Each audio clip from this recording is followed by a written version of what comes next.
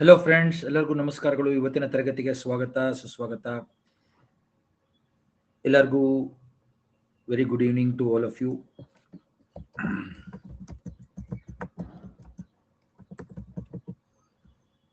Audio video check ಮಾಡಿ ಎಲ್ಲರೂ. Audio and video check ಮಾಡಿ.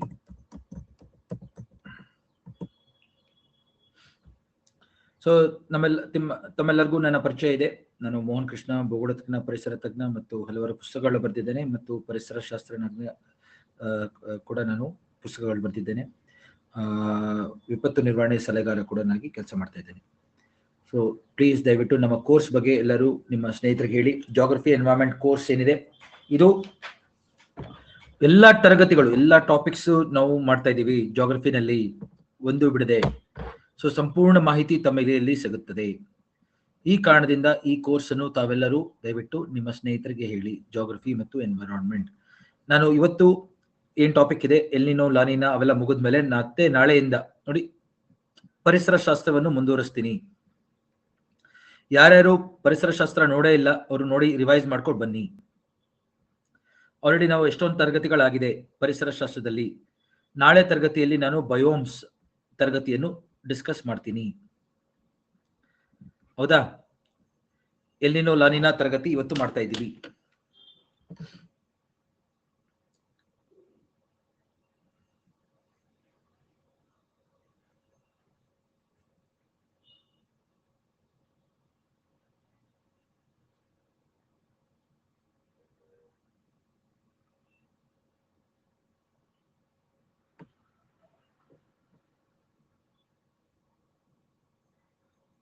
ಆಯ್ತಾ? ನೋಡಿ ಎಲ್ಲರೂ ಪ್ಲೀಸ್ ದಯವಿಟ್ಟು.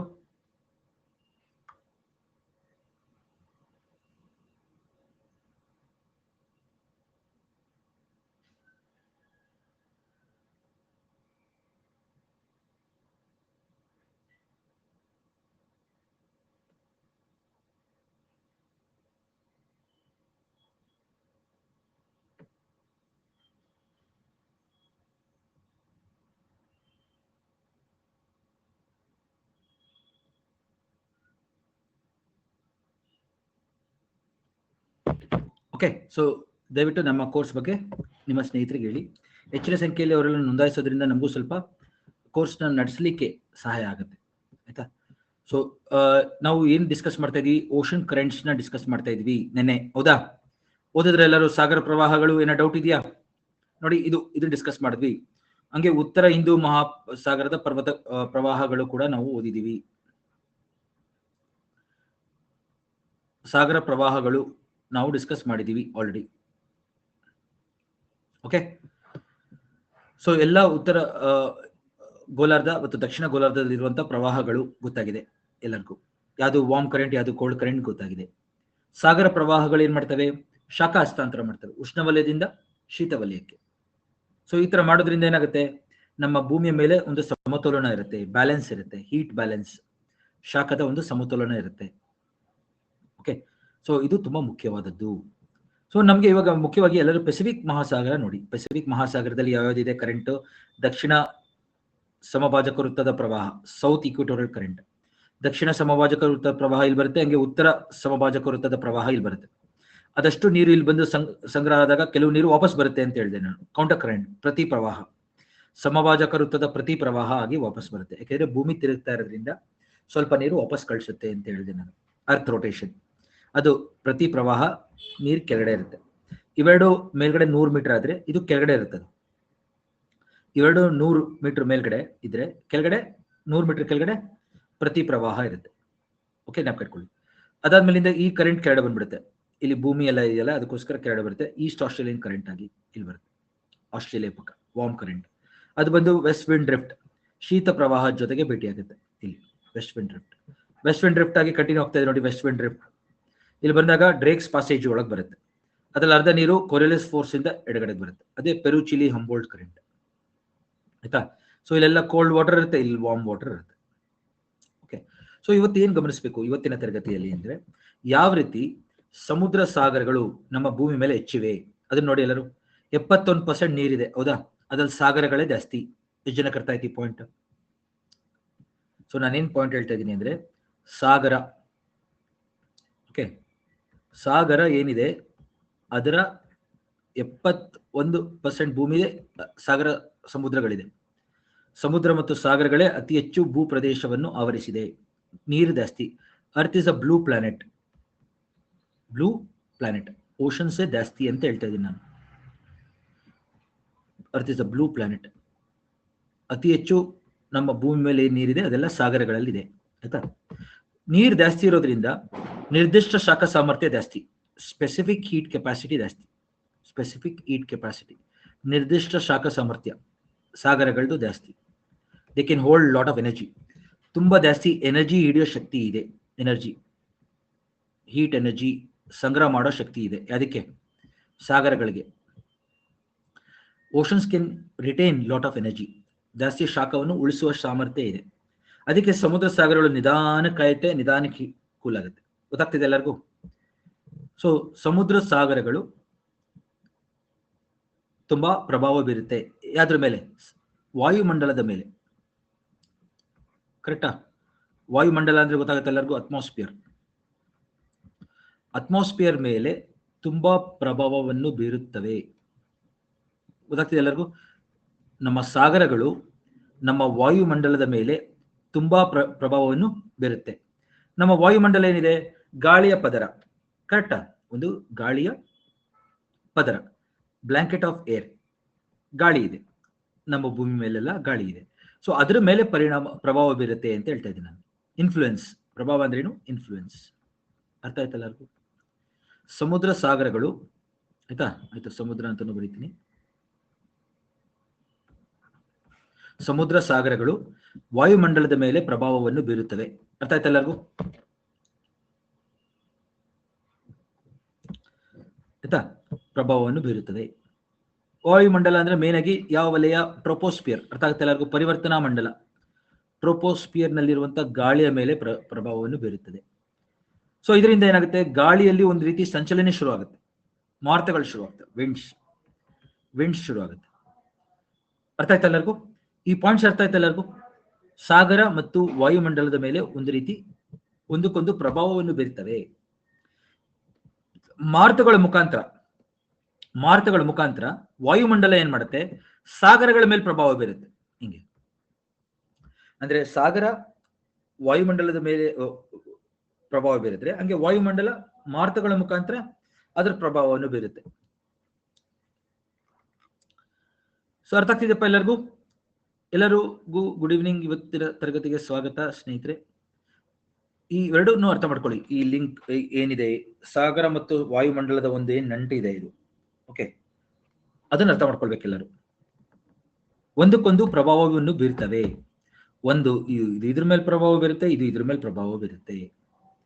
ನೀವು ಕೇಳ್ಬೋದು, ಭೂಮಿ ಕಮ್ಮಿನೇ ಅಲ್ವಾ? Land is very less. ಅದನ್ನು ತೋರಿಸ್ತೀನಿ ನೋಡಿ ಈಗ ನೆಕ್ಸ್ಟ್ ಪೇಜ್ ಅಲ್ಲಿ. ಎಲ್ಲರೂ ಇಲ್ಲಿ ನೋಡಿ, ಗಮನಿಸಿ. ಇದು ನಮ್ಮ ಭೂಮಿ,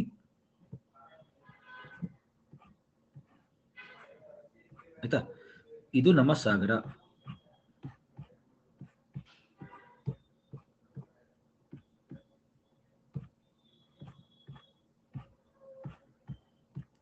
ಈ ತರ ಇದು ಭೂಮಿ, ಈ ಕಡೆನೂ ಭೂಮಿ, ಲ್ಯಾಂಡ್, ಆಯ್ತಾ? ಮಧ್ಯದಲ್ಲಿ ನೀರಿದೆ, ಸಾಗರ ಇದೆ, ಸಿ ಇದೆ, ಆಯ್ತಾ? ಇಲ್ಲಿ ನೋಡಿ, ಎಲ್ಲರೂ ಪ್ಲೀಸ್ ಗಮನಿಸಿ ಎಲ್ಲರೂ. ಇದು ನಮ್ಮ ವಾಯುಮಂಡಲ, ಹೌದಾ? ಇದು ವಾಯುಮಂಡಲ, ಇದು ನೋಡಿ, ಇದು ವಾಯುಮಂಡಲ. ಟ್ರೋಪೋಪಾಸ್ ಎಲ್ಲರಿಗೂ ಅರ್ಥ ಆಗುತ್ತಾ? ಟ್ರೋಪೋಪಾಸ್ ಅಂದ್ರೆ ಪರಿವರ್ತನಾ ವಿರಾಮ. ಪರಿವರ್ತನಾ ವಿರಾಮ ಇದೆಲ್ಲ ನಮ್ಮ ವಾಯುಮಂಡಲ ಇದು. ಓಕೆ, ಇಲ್ಲೇನಿದೆ? ಗಾಳಿ ಇದೆ. ಸೊ ಭೂಮಿ, ಗಾಳಿ, ನೀರು. ಭೂಮಿ, ಗಾಳಿ, ನೀರು, ಆಯ್ತಾ? ಎಲ್ಲರೂ ಗಮನಿಸಿ. ಈಗ ಬೋರ್ಡ್ ನೋಡಿ ಎಲ್ಲರೂ. ಲೆಟ್ಸ್ ಸೇ ಇಲ್ಲಿ ಒಂದು ಗಾಳಿ ಬೀಸ್ತಾ ಇದೆ ಅಂತ ಅನ್ಕೊಳ್ಳಿ ಎಲ್ಲರೂ. ಗಾಳಿ, ವಿಂಡ್. ಯಾವಾಗ ಗಾಳಿ ನೋಡಿ ಈ ಕಡೆಯಿಂದ ಭೂಮಿಯಿಂದ ಸಾಗರದ ಕಡೆಗೆ ಬೀಸುತ್ತೆ, ಅದನ್ನು ಆಫ್ ಶೋರ್ ಅಂತ ಕರಿತೀವಿ. ಕನ್ನಡದಲ್ಲಿ ಕೊಡೋದಿಲ್ಲ ಅವರು, ಬರೀ ಗಾಳಿ ಅಂತ ಕೊಡ್ತಾರೆ. ಇಂಗ್ಲಿಷ್ ಅಲ್ಲಿ ಆಫ್ ಶೋರ್ ಅಂದರೆ ಏನು ಅಂತ ಕೇಳ್ತಾರೆ. ಅಂದ್ರೆ ಭೂಮಿಯಿಂದ ಗಾಳಿ ನೀರ್ ಕಡೆಗೆ ಬೀಸೋದನ್ನ ಆಫ್ ಶೋರ್ ವಿಂಡ್ ಅಂತ ಕರಿತೀವಿ. ಆಫ್ ಶೋರ್ ವಿಂಡ್ ಇದು. ಈ ಗಾಳಿ ಹಿಂಗ್ ಹೋಗ್ತಾ ಇದೆ ನೋಡಿ, ಈ ಕಡೆಗೆ ಹೋಗ್ತಾ ಇದೆ, ನೀರ್ ಮೇಲೆ ಬೀಸ್ತಾ ಇದೆ. ಈ ತರ ಈ ಕಡೆ ಬರುತ್ತಲ್ಲ ಗಾಳಿ, ಅದನ್ನ ಆನ್ ಶೋರ್ ಅಂತ ಕರಿತೀವಿ. ಆನ್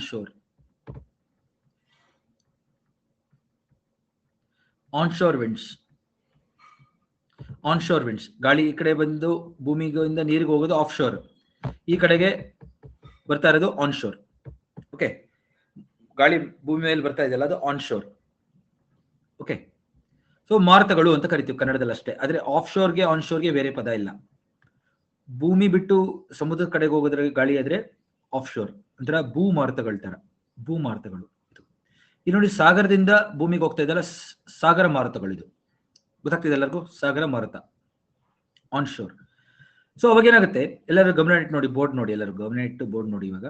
ಸೊ ಈ ತರ ಯಾವಾಗ ಗಾಳಿ ಹಿಂಗ್ ಬೀಸುತ್ತೆ ಅವಾಗ ನೀರು ಹಿಂಗ್ ಬರುತ್ತೆ, ನೀರು ಸಹ ಹಿಂಗ್ ಬರುತ್ತೆ. ಹೆಚ್ಚು ಹೆಚ್ಚು ನೀರು ಇಲ್ಲಿ ಸಂಗ್ರಹ ಆಗುತ್ತೆ, ಈ ಕಡೆಗೆ ಈ ಕಡೆಗೆ ಈ ಕಡಲಿನ ರೀತಿ ಈ ಕಡೆಗೆ ಜಾಸ್ತಿ ವಾರ್ಮ್ ವಾಟರ್ ಸರ್ಕ್ಯುಲೇಟ್ ಆಗುತ್ತೆ. ವಾರ್ಮ್ ಬಿಸಿ ನೀರು ಈ ಕಡೆ ಬರುತ್ತೆ, ಯಾಕೆಂದ್ರೆ ನೀರ್ ಮೇಲ್ಭಾಗ ಬಿಸಿ ಅಲ್ಲ, ಅದು ಈ ಕಡೆ ಬರುತ್ತೆ.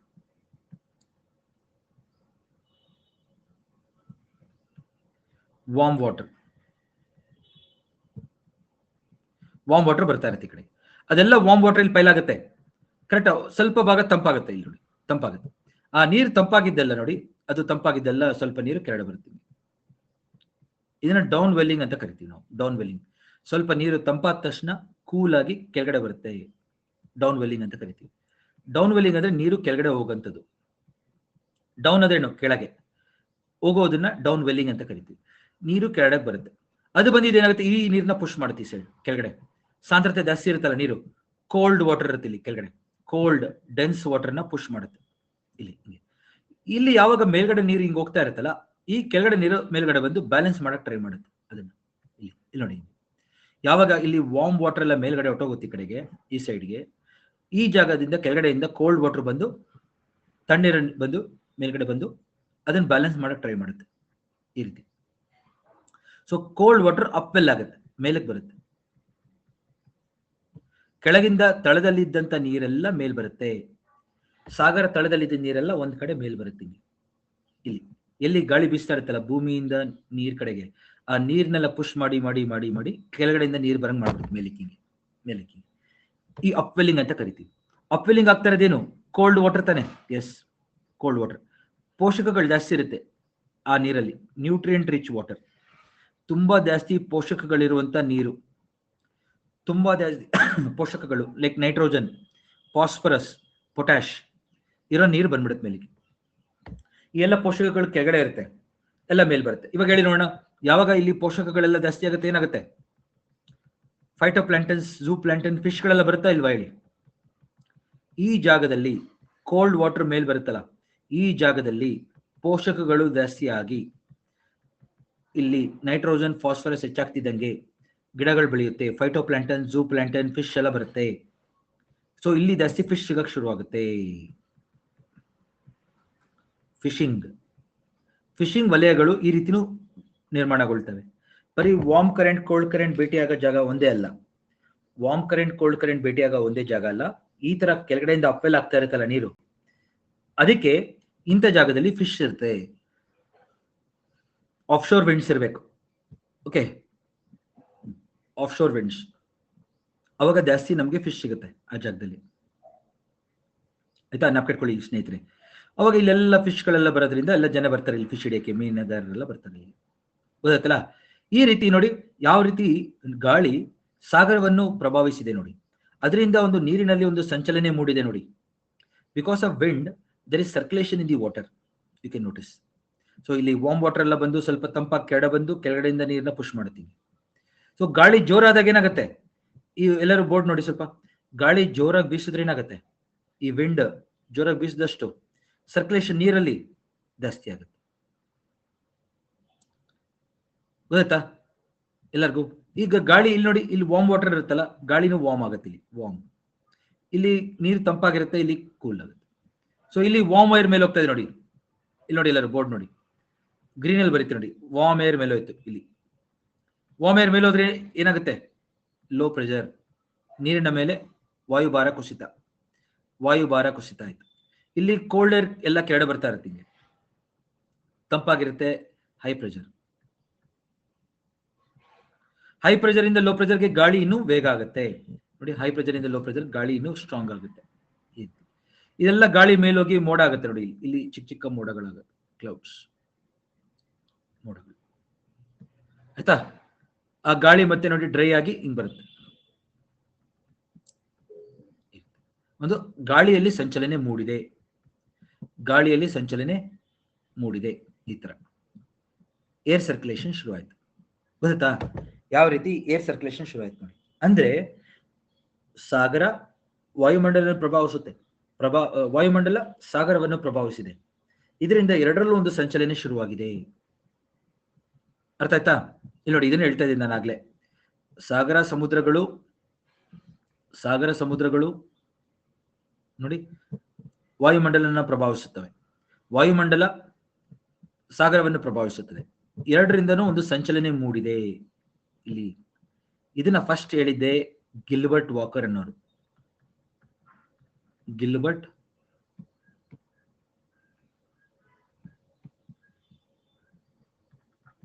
ವಾಕರ್ ಅನ್ನೋ ವಿಜ್ಞಾನಿ. ಆಕೆ ಇದನ್ನ ವಾಕರ್ ಸಂಚಲನೆ ಅಂತ ಕರೀತಾರೆ. ಎಷ್ಟು ಜನಕ್ಕೆ ಅರ್ಥ ಆಯ್ತು?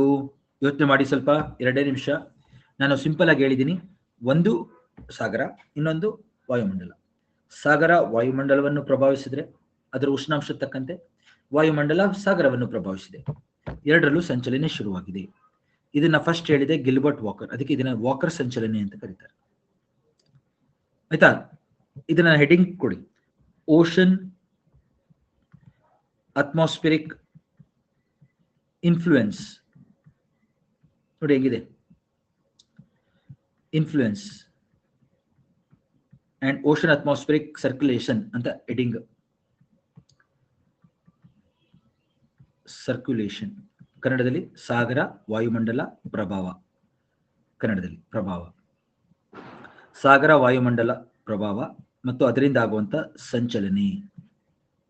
ಬರ್ಕೊಳ್ಳಿ ಎಲ್ಲರೂ ಬೇಗ, 1-2 ನಿಮಿಷ ಕೂರ್ತೀನಿ ನಾನು. ಇದು ಸಖತ್ ಕಾನ್ಸೆಪ್ಟ್. ಇದು ಒಂದು ಕಾನ್ಸೆಪ್ಟ್ ಅರ್ಥ ಆಗೋದ್ರೆ ಇನ್ ಮುಂದಕ್ಕೆ ಬರೋದೆಲ್ಲ ಇಷ್ಟೇನ ಅನ್ಸುತ್ತೆ. ಗೊತ್ತಾಯ್ತಾ? ಸೊ ನೀರ್ದು ಉಷ್ಣಾಂಶ ವ್ಯತ್ಯಾಸ ಆದ್ರೆ ಏನಾಗುತ್ತೆ? ಇಲ್ಲಿ ನೋಡಿ, ಇಲ್ಲಿ ನೀರು ಉಷ್ಣಾಂಶ ಇಲ್ಲಿ ಜಾಸ್ತಿ ಆಯ್ತು, ಉಷ್ಣಾಂಶ ಜಾಸ್ತಿ ಆಯ್ತು, ಅದಕ್ಕೆ ಗಾಳಿ ಮೇಲೋಗಿ ಲೋ ಪ್ರೆಷರ್ ಆಯ್ತು. ಇಲ್ಲಿ ಉಷ್ಣಾಂಶ ಕಡಿಮೆ ಆಯ್ತು, ಗಾಳಿ ಕೆಳಗಡೆ ಬಂದು ಹೈ ಪ್ರೆಷರ್. ಗೊತ್ತಾ ಎಲ್ಲರಿಗೂ? ಸೊ ಏನಾಗ್ತಾ ಇದೆ ಅಂದ್ರೆ, ಇದು ಸಾಗರ, ಇದು ವಾಯುಮಂಡಲ. ಸೊ ಈ ಸಾಗರದ ಮೇಲೆ ಗಾಳಿ ಬೀಸ್ತಾ ಇದೆ. ಆ ಗಾಳಿ ಬೀಸಿದ ತಕ್ಷಣ ಏನಾಗುತ್ತೆ, ಇಲ್ಲಿ ನೀರು ಬರುತ್ತೆ ಈ ಕಡೆಗೆ, ಎಲ್ಲ ವಾರ್ಮ್ ವಾಟರ್. ಆ ವಾರ್ಮ್ ವಾಟರ್ ತಂಪಾಗಿ ಕೆಳಗಡೆ ಬಂದ್ಬಿಡ್ತಾ ಇದೆ, ಹಿಂಗೆ ಕೂಲ್ ಆಗಿ. ಡೌನ್ ವೆಲ್ಲಿಂಗ್ ಅಂತ ಕರಿತೀವಿ. ಕೆಳಗಡೆ ಬಂದು ಇದನ್ನ ಪುಷ್ ಮಾಡುತ್ತೆ ಈ ನೀರನ್ನ. ಅವಾಗ ಅದೆಲ್ಲ ಕೋಲ್ಡ್ ವಾಟರ್ ಎಲ್ಲ ಮೇಲ್ ಬರುತ್ತೆ,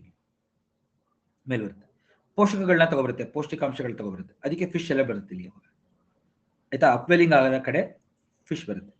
ಇಲ್ಲಿ ಟೆಂಪರೇಚರ್ ಕಡಿಮೆ ಆಗ್ತಾ ಇದೆ ನೋಡಿ, ಇಲ್ಲಿ ಅವಾಗ ಟೆಂಪರೇಚರ್ ಕಡಿಮೆ ಆದಾಗ ನೀರ್ದು ಟೆಂಪರೇಚರ್ ಕಡಿಮೆ ಆದಾಗ ಗಾಳಿನೂ ಕೂಲ್ ಆಗುತ್ತೆ, ಕೂಲ್ ಆಗಿ ಹೈ ಪ್ರೆಷರ್.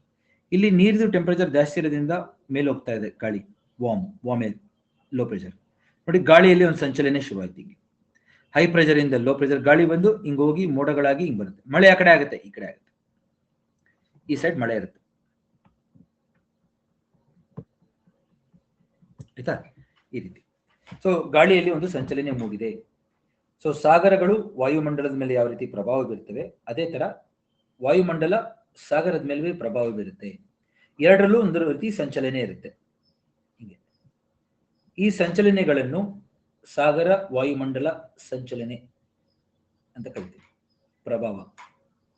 ಇದಾಗುತ್ತೆ. Very interesting concept. ಆಯ್ತಾ? ಇದನ್ನ ಯಾರು ಹೇಳೋದಿಲ್ಲ, ಯಾವ ಬುಕ್ಕಲ್ಲೂ ಕೊಟ್ಟಿಲ್ಲ ಇದನ್ನ. ಡೈರೆಕ್ಟ್ ಆಗಿ ಎಲ್ಲರೂ ಎಲ್ಲಿನೋ ಲಾನಿನೋ ಅಂತ ಇರ್ತಾರೆ. ಅದಕ್ಕೆ ಯಾರಿಗೂ ತಲೆ ಕೂಡ ಅರ್ಥ ಆಗಲ್ಲ. ಅದು ನನ್ನ ಕಾನ್ಸೆಪ್ಟ್ ಮುಖಾಂತರ ಅರ್ಥ ಆದ್ರೆ ಮಾತ್ರ ಅರ್ಥ ಆಗುತ್ತೆ ನಿಮ್ಗೆ, ಇಲ್ಲಾಂದ್ರೆ ಅರ್ಥ ಆಗಲ್ಲ. ಇದು ವಂಡರ್ಫುಲ್ ಟಾಪಿಕ್ ಇದು. ಯಾಕೆಂದ್ರೆ ಎಷ್ಟೊಂದು ಜನಕ್ಕೆ ಈ ತರದ ಒಂದು ಟಾಪಿಕ್ ಇದೆ ಅಂತಾನೆ ಗೊತ್ತಿಲ್ಲ. ಇದು ಒಂದೇ ಒಂದು ನಾನು ಇವಾಗ ಬರ್ದಿದ್ದೀನಿ ನೋಡಿ, ಈ ಸರ್ಕ್ಯುಲೇಷನ್ ಡಯಾಗ್ರಾಮು. ಇದು ಒಂದು ಅರ್ಥ ಆದ್ರೆ ನಮ್ಮ ಓಷನ್ ಆಟಾಡಿಸ್ಬೋದು. ನಾವು ಏನೇ ಕ್ವಶನ್ ಬಂದ್ರೂ ಬರಿಬೋದು. ಗೊತ್ತಾಯ್ತಾ? ಏನೇ ಟಾಪಿಕ್ ಆದ್ರೂ ಆನ್ಸರ್ ಮಾಡ್ಬೋದು. ಇದೊಂದು ಡಯಾಗ್ರಾಮ್ ಗೊತ್ತಿರ್ಬೇಕಷ್ಟೇ. ಟೀಚರ್ಗಳು ಯಾರು ಹೇಳಲ್ಲ ಇದನ್ನ, ಯಾಕಂದ್ರೆ ಅವ್ರಿಗೆ ಎಷ್ಟೊಂದು ಜನ ಗೊತ್ತಿರಲ್ಲ. ಗೊತ್ತಾಯ್ತಾ? ಈ ಕಾನ್ಸೆಪ್ಟ್ ನ ಈ ರೀತಿ ಆಗ್ತಾ ಇದೆ ಅಂತಾನೆ ಎಷ್ಟೊಂದು ಜನ ಗೊತ್ತಿಲ್ಲ. ನಾನು ನಂಗೆ ಗೊತ್ತಿದೆ ಅಂತ ಹೇಳ್ತಾ ಇಲ್ಲ ನಿಮ್ಗೆ, ನಾನೊಂದು ಕ್ಲೂ ಕೊಡ್ತಾ ಇದ್ದೀನಿ ನಿಮ್ಗೆ. ಇದು ಅರ್ಥ ಆಗೋದ್ರೆ ನಿಮ್ಗೆ ಎಲ್ಲಿನೋ ಲಾಲಿನ ಸುಲಭ.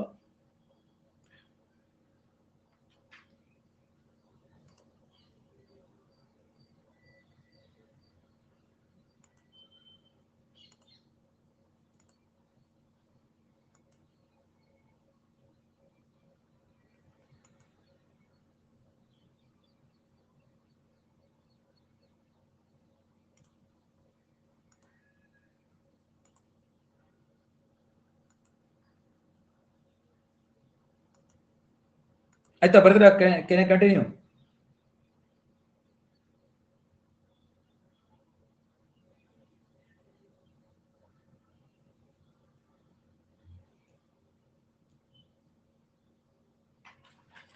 ಓಕೆ.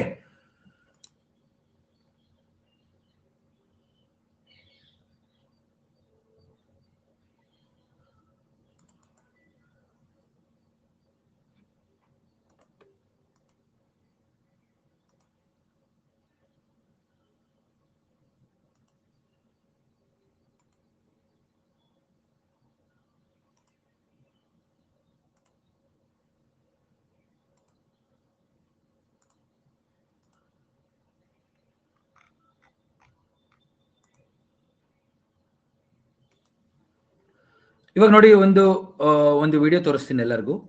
ಇಲ್ಲಿಂದ ಅವಾಗ ನೀವು ನೋಡಿದಾಗ ಹಿಂಗ್ ಗಾಳಿ ಬೀಸುತ್ತೆ, ಟ್ರೇಡ್ ವಿಂಡ್ಸ್ ಅಂತ ಕರಿತೀನಿ ಆ ಗಾಳಿನ ನಾನು. ಈ ಗಾಳಿನ ನಾನು ಏನಂತ ಕರಿತೀನಿ? Trade winds. ಆಯ್ತಾ? ಈ ಗಾಳಿಗಳಿಗೆ ನಾನು ಟ್ರೇಡ್ ವಿಂಡ್ಸ್ ಅಂತ ಕರಿತಾ ಇದ್ದೀನಿ.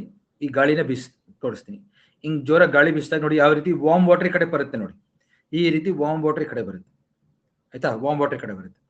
ಈ ಕಡೆಯಿಂದ ಅಪ್ವೆಲ್ಲಿಂಗ್ ಆಗುತ್ತೆ. ನೋಡ್ತೀರಾ ಅದನ್ನ? ಎಲ್ಲ ಗಮನ ಇಟ್ಟು ನೋಡ್ಬೇಕೀಗ ಬೋರ್ಡ್ನ. ಓಕೆ.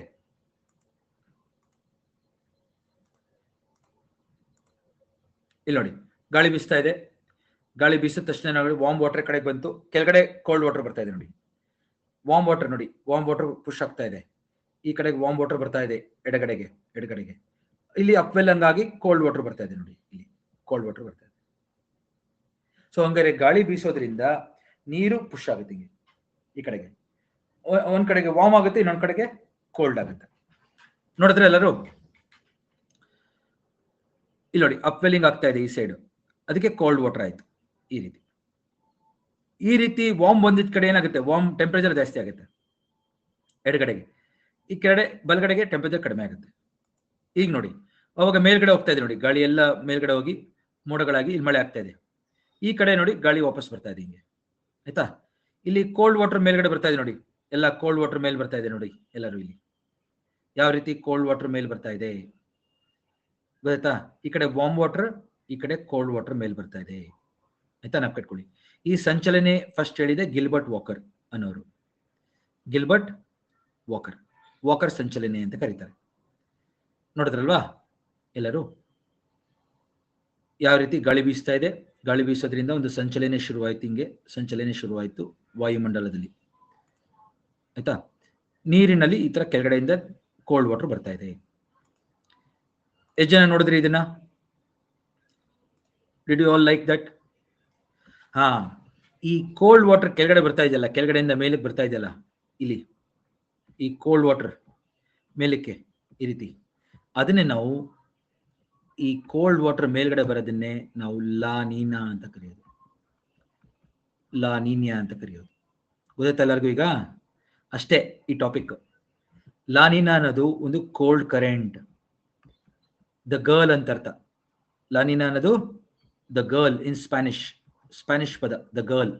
ಸೊ ಕೆಳಗಡೆಯಿಂದ ಕೋಲ್ಡ್ ವಾಟರ್ ಮೇಲ್ಗಡೆ ಬರುತ್ತಲ್ಲ, ಅದನ್ನ ನಾವು ಲಾ ನೀನಾ ಅಂತ ಕರಿತೀವಿ. ಸೊ ಈ ಗಾಳಿ ನೋಡಿ ಹಿಂಗ್ ಬೀಸ್ತಾ ಇದೆ, ಹಿಂಗೆ ಗಾಳಿ, ನೀರು ಬರ್ತಾ ಇದೆ ನೋಡಿ, ವಾರ್ಮ್ ಆಯ್ತು. ಈ ಕಡೆ ವಾರ್ಮ್ ಆಗಿದ್ದೆಲ್ಲ ಮೇಲೆ ಹೋಗ್ತಾ ಇದೆ ನೋಡಿ. ಹಿಂಗೆ ಮೇಲೆ ಹೋಗಿದ್ದೆಲ್ಲ ನೋಡಿ ಮೋಡಗಳಾಗಿ ಈ ತರ ಸಂಚಲನೆ ಶುರುವಾಯ್ತು. ಹಿಂಗೆ ಇಲ್ಲಿ ಹೈ ಪ್ರೆಷರ್ ಇದೆ, ಇಲ್ಲಿ ಲೋ ಪ್ರೆಷರ್ ಇದೆ. ಸೊ ಹೈ ಪ್ರೆಷರ್ ಇಂದ ಲೋ ಪ್ರೆಷರ್ ಕಡೆಗೆ ಗಾಳಿ ಬರ್ತಾ ಇದೆ ಹಿಂಗೆ ಈಗ ಈ ರೀತಿ. ಸೊ ಈ ಸರ್ಕ್ಯುಲೇಷನ್ ನ ವಾಕರ್ ಸರ್ಕ್ಯುಲೇಷನ್ ಅಂತ ಕರೀತಾರೆ. ಹಂಗೆ ನೀರು ನೋಡಿ, ನೀರು ಎಲ್ಲ ವಾರ್ಮ್ ವಾಟರ್ ಇಲ್ಲಿ ಬಂದು ಪೈಲಪ್ ಆಗಿದೆ ನೋಡಿ ಇಲ್ಲಿ. ಸೊ ಎಲ್ಲ ಈ ಕಡೆ ಪುಷ್ ಮಾಡ್ತಾ ಇದೆ ನೋಡಿ, ಕೋಲ್ಡ್ ವಾಟರ್ ಮೇಲ್ ಬರ್ತಾ ಇದೆ. ಯಾವಾಗ ಈ ಕೋಲ್ಡ್ ವಾಟರ್ ಎಲ್ಲ ಮೇಲ್ ಬರುತ್ತಲ್ಲ, ಅದನ್ನೇ ನಾವು ಲಾನಿನಾ ಅಂತ ಕರೆಯೋದು. ಜನ ಕರ್ತಾ ಇತ್ತು. La Niña is a cold current, ಅಪ್ವೆಲ್ ಆಗ್ತಾ ಇರುತ್ತೆ. ಎಲ್ಲಿ? ಪೆರು ದೇಶದ ಹತ್ರ, ಸೌತ್ ಅಮೆರಿಕದ ಪೆರು ದೇಶದ ಹತ್ರ ಈ ತರ ಆಗುತ್ತೆ. ಸೊ ಅಂದ್ರೆ ಪೆರು ದೇಶದ ಹತ್ರ ಯಾವಾಗ್ಲೂ ಈ ತರ ಕೋಲ್ಡ್ ಕರೆಂಟ್ ಬರ್ತಾ ಇರುತ್ತೆ. ಎಲ್ಲಿಂದ? ಅಪ್ವೆಲ್ಲಿಂಗ್ ಇಂದ. ಯಾವಾಗ ಗಾಳಿ ಜೋರಾಗಿ ಬೀಸುತ್ತೆ, ಗಾಳಿ ಮೇಲೆ, ನೀರು ಮೇಲೆ ಟ್ರೇಡ್ ವಿಂಡ್ಸ್ ಜೋರಾಗಿ ಬೀಸುತ್ತೆ, ಅವಾಗ ಎಲ್ಲ ವಾರ್ಮ್ ವಾಟರ್ ಕಡೆ ಬರುತ್ತೆ, ಗಾಳಿ ಸಂಚಲನೆ ಶುರುವಾಗುತ್ತೆ. ಹಂಗೆ ನೀರಿನಲ್ಲಿ ಈ ತರ ಸಂಚಲನೆ ಶುರುವಾಗುತ್ತೆ. ಈ ರೀತಿ ಕೆಳಗಡೆಯಿಂದ ಮೇಲ್ಗಡೆಗೆ ಕೋಲ್ಡ್ ವಾಟರ್ ಬರೋದ್ರಿಂದ ಪೋಷಕಗಳು ಬಂದು ಇಲ್ಲೆಲ್ಲ ಫಿಶ್ ಸಿಗುತ್ತೆ. ಅದಕ್ಕೆ ಲಾನಿನಾ ಬರೋದ್ರಿಂದ ತುಂಬಾ ಜಾಸ್ತಿ ಫಿಶಿಂಗ್ ಆಗುತ್ತೆ ಪೆರು ಹತ್ರ. ಸೊ ಪೆರು ಜನಗಳೆಲ್ಲ ಹೋಗಿ ಮೀನು ಹಿಡಿತಾರೆ. ಮೀನು ಹಿಡಿಯೋದ್ರಿಂದ ಅವ್ರಿಗೆ ಆದಾಯ ಹೆಚ್ಚಾಗುತ್ತೆ, ಎಕ್ಸ್ಪೋರ್ಟ್ ಹೆಚ್ಚಾಗುತ್ತೆ, ತರಾವರಿ ಮೀನುಗಳು ಬರುತ್ತೆ ಇಲ್ಲಿ. ಓಕೆ, ಸೊ ಆ ವರ್ಷ ಪಕ್ಷಿಗಳು ಬರ್ತವೆ ತುಂಬಾ ಮೀನ್ ತಿನ್ನಕ್ಕೆ. ಯಾಕಂದ್ರೆ ಆ ಪಕ್ಷಿಗಳೆಲ್ಲ ಏನ್ ಮಾಡ್ತಾ ಹಾರ್ತಾ ಇರ್ತವೆ. ಮೀನ್ ಸಿಗುತ್ತೆ ಅಂತ ತಕ್ಷಣ ಊಟಕ್ಕೆ ಬಂದ್ಬಿಡ್ತಾವೆ ಅವುಗಳು. ಆ ಪಕ್ಷಿಗಳೆಲ್ಲ ಫಿಶ್ ತಿಂದು ಏನ್ ಮಾಡ್ತವೆ, ಬರ್ಡ್ ಡ್ರಾಪಿಂಗ್ಸ್, ಪಕ್ಷಿಗಳ ಪಿಕ್ಕೆ ಇರುತ್ತಲ್ಲ, ಪಿಕ್ಕೆ ಎಲ್ಲ ಇಲ್ಲಿ ಬೀಳುತ್ತೆ ಮರಗಳ ಮೇಲೆ, ಪೆರುನಲ್ಲಿ ಬಿಡುತ್ತೆ ಎಲ್ಲ ಕಡೆ. ಪಕ್ಷಿ ಪಿಕ್ಕೆ ಒಳ್ಳೆ ಗೊಬ್ಬರ. ಎಷ್ಟು ಜನ ಗೊತ್ತಿದ್ದು? ಪಕ್ಷಿದು ಪಿಕ್ಕೆ ಏನಿದೆ ಮಣ್ಣಿಗೆ ಬಿದ್ದಾಗ ಫಾಸ್ಫೇಟ್ ಇರುತ್ತೆ ಅದರಲ್ಲಿ, ಗ್ವಾನೋ ಅಂತ ಕರಿತೀವಿ. ಗ್ವಾನೋ ಅಗ್ರಿಕಲ್ಚರ್ ಸ್ಟೂಡೆಂಟ್ಸ್ ಗೊತ್ತಿರುತ್ತೆ ನಾನು ಹೇಳ್ತಾ ಇರೋದು ಏನಪ್ಪಾ ಅಂತ. ಅದು ಒಳ್ಳೆ ಗೊಬ್ಬರ. ಅದರಂತ ಒಳ್ಳೆ ಗೊಬ್ಬರ ನಿಮಗೆ ಭೂಮಿ ಮೇಲೆ ಸಿಗಲ್ಲ. ಅದಕ್ಕೆ ಪೆರುನಲ್ಲಿ ಗೊಬ್ಬರನೂ ಹೆಚ್ಚಾಗುತ್ತೆ. ಅವ್ರಿಗೆ ₹1 ಖರ್ಚು ಮಾಡಲ್ಲ ಅವ್ರ ಗೊಬ್ಬರಕ್ಕೆ ಪೆರುನಲ್ಲಿ, ಗೊತ್ತಲ್ಲ. ಹಂಗೆ ಫಿಶಿಂಗು ಸಿಗುತ್ತೆ. ನೋಡಿ ಹೆಂಗಿದೆ ಲಾಭ ಅವ್ರಿಗೆ. ಸೊ ಲಾನಿನಾ ಅನ್ನೋದೇನು, ಕೋಲ್ಡ್ ಕರೆಂಟ್. ಲಾನಿನಾ ಅನ್ನೋದು ಒಂದು ಕೋಲ್ಡ್ ಕರೆಂಟ್. ಪೆರು ದೇಶದ ಹತ್ರ ಕೋಲ್ಡ್ ವಾಟರ್ ಮೇಲ್ ಬಂದು ಆಗುತ್ತೆ.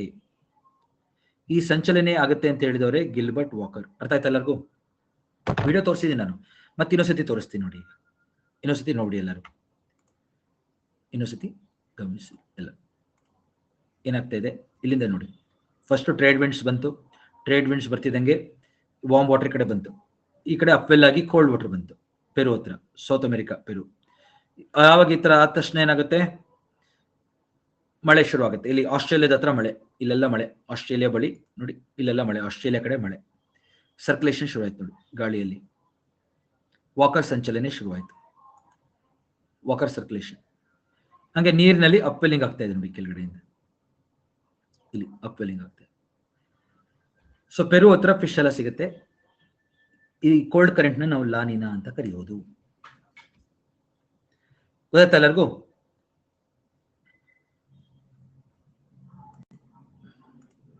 ಅರ್ಥ ಆಯ್ತಪ್ಪ ಎಲ್ಲರಿಗೂ? ನೋಡಿದ್ರೆ ಎಷ್ಟು ಸುಲಭ ಇದೆ ಟಾಪಿಕ್ ಇದು. ಸೊ ಅದಕ್ಕೆ ಹೇಳಿದೆ ನಮ್ಮ ಲಾಜಿಕ್ ಅರ್ಥ ಮಾಡ್ಕೊಳ್ಳಿ ಅಂತ. ಇಲ್ಲಿ ನೋಡಿ, ಇವಾಗ ಅದನ್ನೇ ನಿಮ್ಗೊಂದು ಆನಿಮೇಷನ್ ಮುಖಾಂತರ ತೋರಿಸ್ತಾ ಇದ್ದೀನಿ, ಚಿತ್ರ ಬರ್ದಿದ್ದೀನಿ. ಇದು ಸೌತ್ ಅಮೆರಿಕಾ, ಇದು ದಕ್ಷಿಣ ಅಮೆರಿಕಾ ಖಂಡ, ಇದು ದಕ್ಷಿಣ ಅಮೆರಿಕಾ, ಇದು ಪೆರು ದೇಶ. ಪೆರು ಇಲ್ಲಿ ನೋಡಿ ಅಪ್ವೆಲ್ಲಿಂಗ್ ಆಗ್ತಾ ಇರೋದು ಕೊಟ್ಟಿದ್ದೀನಿ ಇಲ್ಲಿ. ಪೆರು ಲಾನಿನಾ ಬರ್ತಾ ಇದೆ ಇಲ್ಲಿ. ಓಕೆ, ನಾನು ಬ್ಲೂ ಕಲರ್ ಅಲ್ಲಿ ಬರೀತೀನಿ. ಲಾನಿನಾ ಕೋಲ್ಡ್ ಅಲ್ವಾ, ಅದಕ್ಕೆ ನಾನು ಬ್ಲೂ ಕಲರ್ ಅಲ್ಲಿ ಬರೀತೀನಿ.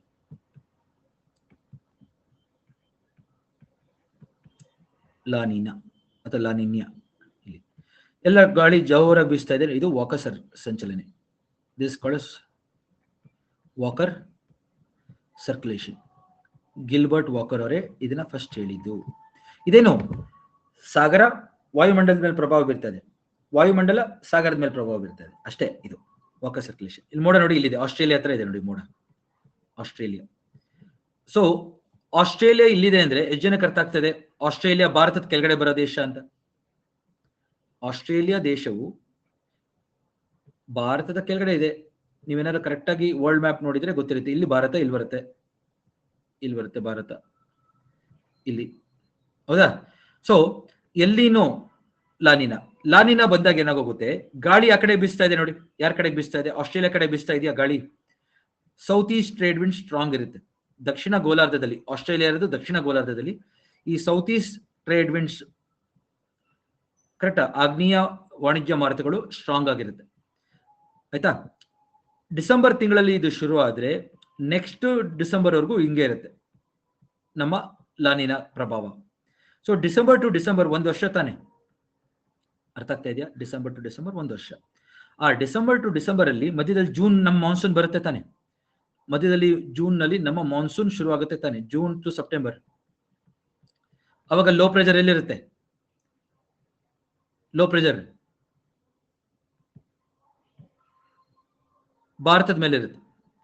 ಆ ಟೈಮಲ್ಲಿ ಲೋ ಪ್ರೆಷರ್ ಇಲ್ಲಿದ್ದಾಗ ಗಾಳಿ ಏನಾಗುತ್ತೆ ಗಮನಿಸಿ ಎಲ್ಲರೂ, ಪ್ಲೀಸ್ ಗಮನಿಸಿ ಗಾಳಿನ. ಸೌತ್ ಈಸ್ಟ್ ಗಾಳಿ ಹಿಂಗ್ ಬಂದೇ ಬರುತ್ತೆ ತಾನೆ. ಸೌತ್ ಈಸ್ಟ್ ಗಾಳಿ ಭಾರತದ ಕಡೆಗೂ ಬರುತ್ತೆ ತಾನೆ, ಆಸ್ಟ್ರೇಲಿಯಾ ದಾಟಿ.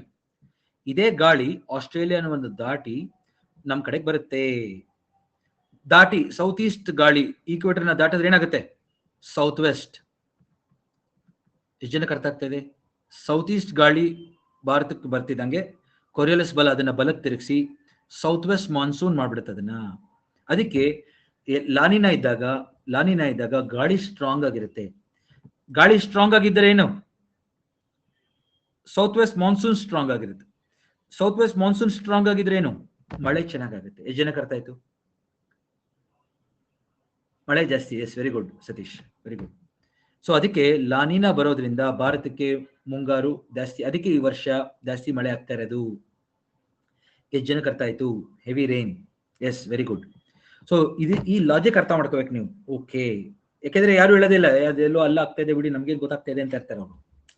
ನಾನು ಹೇಳ್ತಾ ಇದ್ದೀನಿ ನಿಮ್ಗೆ. ಸೊ ಅಲ್ಲಿಂದ ಗಾಳಿ ಬಂದು ಆಸ್ಟ್ರೇಲಿಯಾದಿಂದ ಉತ್ತರಕ್ಕೆ ಬರುತ್ತೆ. ಯಾಕೆ? ಆಸ್ಟ್ರೇಲಿಯಾ ದಕ್ಷಿಣ ಗೋಲಾರ್ಧ, ಭಾರತ ಉತ್ತರ ಗೋಲಾರ್ಧ.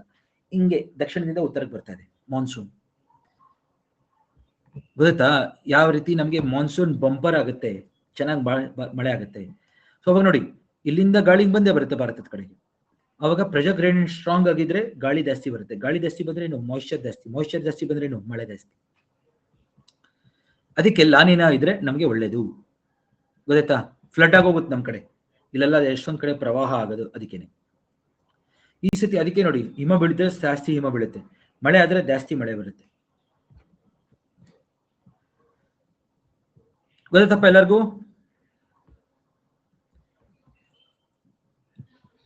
ಓಕೆ, ಪ್ಲೀಸ್ ನಾವು ಕಟ್ಕೊಳ್ಳಿ. ಲಾನಿನಾ ಅಂದ್ರೆ ಏನು ಅಂತ ಗೊತ್ತಾಯ್ತು ಈಗ. ಸೊ ಕೆಲವು ವರ್ಷಗಳಿಗೊಮ್ಮೆ ಏನಾಗೋಗುತ್ತೆ, ಈ ಲಾನಿನಾ, ಈ ಟ್ರೇಡ್ ವಿಂಡ್ಸ್ ಇದೆಯಲ್ಲ ನೋಡಿ, ಈ ಟ್ರೇಡ್ ವಿಂಡ್ ವೀಕ್ ಆಗೋಗುತ್ತೆ. ಓಕೆ, ಕೆಲವು ವರ್ಷಗಳಿಗೊಮ್ಮೆ. ಆಮೇಲೆ ಯಾರು ಮಾನ್ಸೂನ್ ಕ್ಲಾಸ್ ಅಟೆಂಡ್ ಆಗಿಲ್ಲ, ಪ್ಲೀಸ್ ಅಟೆಂಡ್ ಆಗಿ. ದಯವಿಟ್ಟು ಕ್ಲೈಮೇಟಾಲಜಿ ಅಟೆಂಡ್ ಆಗ್ಬಿಟ್ಟು ಇಲ್ಲಿಗೆ ಬನ್ನಿ. ಗೊತ್ತಾಯ್ತಾ? ಯಾರಿಗೆ ಆಶ್ಚರ್ಯ ಆಗ್ತಾ ಇದೆ ಅಥವಾ ಡೌಟ್ ಇದೆ, ನೀವು ಏನಕ್ಕೆ ನಿಮ್ಗೆ ಡೌಟ್ ಇದೆ ಅಂದ್ರೆ ನೀವು ಯಾರು ಇದನ್ನ ಅಟೆಂಡ್ ಆಗಿಲ್ಲ, ಅದು ಮಾನ್ಸೂನ್ ಅಟೆಂಡ್ ಆಗಿಲ್ಲ, ಡೈರೆಕ್ಟ್ ಆಗಿ ಇಲ್ಲಿ ಬಂದ್ಬಿಟ್ಟಿದ್ದೀರಾ. ಕರೆಕ್ಟಾ? ABCD ಕಲಿದೆ ಡೈರೆಕ್ಟ್ ಆಗಿ ಎಸ್ಸೆ ಬರೆಯಕ್ಕೆ ಬಂದಿದ್ದೀರಾ. ಸೊ ಅದಕ್ಕೆ ನಿಮಗೆ ಕಷ್ಟ ಆಗ್ತಾ ಇರೋದು. ಸೊ ಡೈರೆಕ್ಟ್ ಆಗಿ ನೀವು ಇಲ್ಲಿ ಬಂದ್ರೆ ನಿಮಗೆ ಡೌಟ್ ಬರುತ್ತೆ. ಮಾನ್ಸೂನ್ ಅಟೆಂಡ್ ಆಗಿ ಅವಾಗ ಇದಕ್ಕೆ ಬನ್ನಿ, ಈ ಟಾಪಿಕ್ ಬನ್ನಿ. ಸೊ ದಯವಿಟ್ಟು ಎಲ್ಲ ಪ್ರೀವಿಯಸ್ ಕ್ಲಾಸಸ್ ಎಲ್ಲ ಅಟೆಂಡ್ ಆಗಿ, ಆಮೇಲೆ ನಿಮ್ಗೆ ಅರ್ಥ ಆಗತ್ತಿದು. ಆಯ್ತಾ? ಸೊ ಆದಷ್ಟು ನಾನು ತುಂಬಾ ಸಿಂಪಲ್ ಭಾಷೆನಲ್ಲಿ ಹೇಳ್ಕೊಟ್ಟಿದ್ದೀನಿ ನಾನೀಗ. ಇಲ್ಲಿ ನೋಡಿ ಈಗ. ಸೊ ನಾರ್ತ್ ಈಕ್ವಿಟೋರಿಯಲ್ ಕರೆಂಟ್ ಗೊತ್ತಿದೆ ಎಲ್ಲರಿಗೂ, ಸೌತ್ ಈಕ್ವಿಟೋರಿಯಲ್ ಕರೆಂಟ್ ಗೊತ್ತಿದೆ.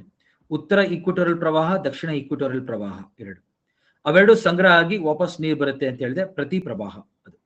ಆಯ್ತಾ? Counter current. ಇವೆರಡು ಕರೆಂಟ್ಗಳು, north equatorial current, south equatorial current, winds ಇಂದನೇ ಶುರುವಾಗಿರೋದು. ಹೌದಾ? North east winds, south east winds ಇಂದ ಶುರುವಾಗಿರುತ್ತೆ. ಈ ರೀತಿ ನಾರ್ತ್ ಈಸ್ಟ್ ಗಾಳಿಯಿಂದ ಶುರುವಾಗುತ್ತೆ, ಇದು ಸೌತ್ ಈಸ್ಟ್ ಗಾಳಿಯಿಂದ ಶುರುವಾಗುತ್ತೆ. ಹೌದಾ?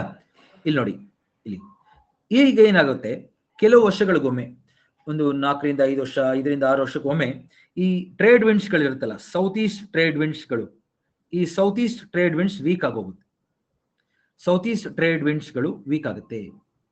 ಕರೆಕ್ಟಾ? ಅವುಗಳ ಶಕ್ತಿ ಕಳ್ಕೊಳ್ತವೆ. ಏನಕ್ಕೆ ಅಂತ ಇನ್ನೂ ಗೊತ್ತಿಲ್ಲ, ನಾವು ಇನ್ನೂ ಸ್ಟಡಿ ಮಾಡ್ತಾ ಇದೀವಿ. ಯಾಕೆಂದ್ರೆ ಪ್ರೆಷರ್ ಗ್ರೇಡಿಯಂಟ್ ವೀಕ್ ಆಗುತ್ತೆ. ಯಾವಾಗ ಈ ವೀಕ್ ಆಗುತ್ತೆ, south east trade winds weak ಆಗುತ್ತೆ, ಈ ಕರೆಂಟ್ ವೀಕ್ ಆಗೋಗುತ್ತೆ, ಸೌತ್ ಈಕ್ವಿಟೋರಿಯಲ್ ಕರೆಂಟ್ ವೀಕ್ ಆಗೋಗುತ್ತೆ. ಗೊತ್ತಾಯ್ತಾ ಸ್ನೇಹಿತರೆ? ಯಾವಾಗ ಸೌತ್ ಈಕ್ವಿಟೋರಿಯಲ್ ಕರೆಂಟ್ ವೀಕ್ ಆಗುತ್ತೆ ನೋಡಿ, ಇಲ್ಲಿ ನೋಡಿ, ಇಲ್ಲಿ ಹೇಳ್ತೀನಿ ನೋಡಿ, ಸೌತ್ ಈಸ್ಟ್ ವಿಂಡ್ಸ್ ವೀಕ್ ಆಗ್ತಾ ಇದೆ, weak south east trade winds. ಅವಾಗ ಸೌತ್ ಈಕ್ವಿಟೋರಿಯಲ್ ಕರೆಂಟ್ ಮಾಯ ಆಗೋಗಿದೆ ನೋಡಿ, ಇಲ್ಲಿ ಇಲ್ವೇ ಇಲ್ಲ ಅದು.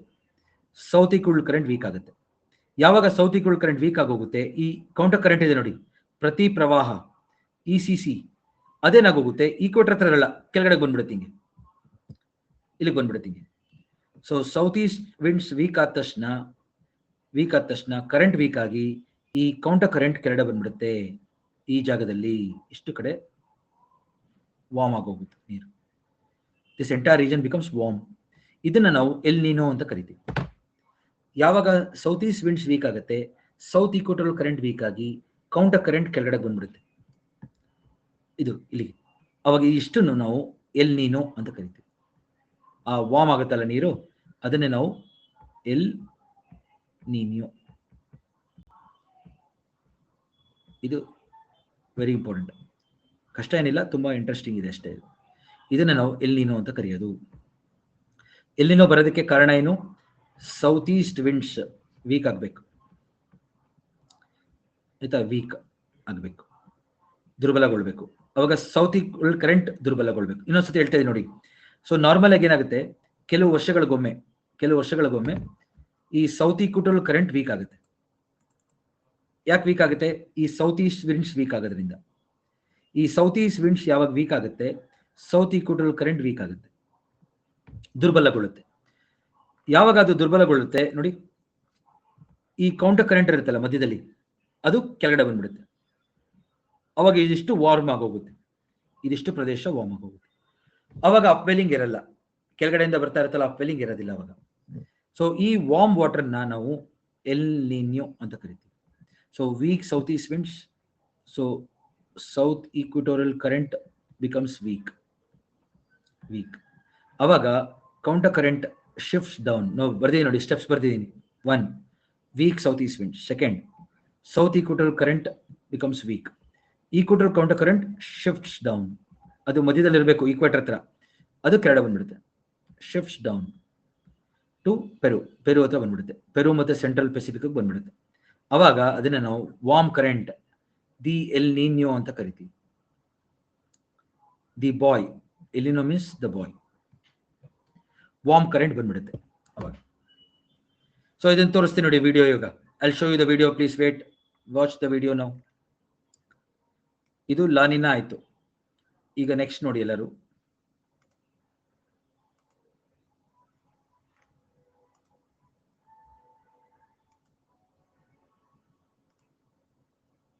ಇಲ್ಲಿ ನೋಡಿ ವಿಡಿಯೋ ನೋಡಿ ಎಲ್ಲರೂ.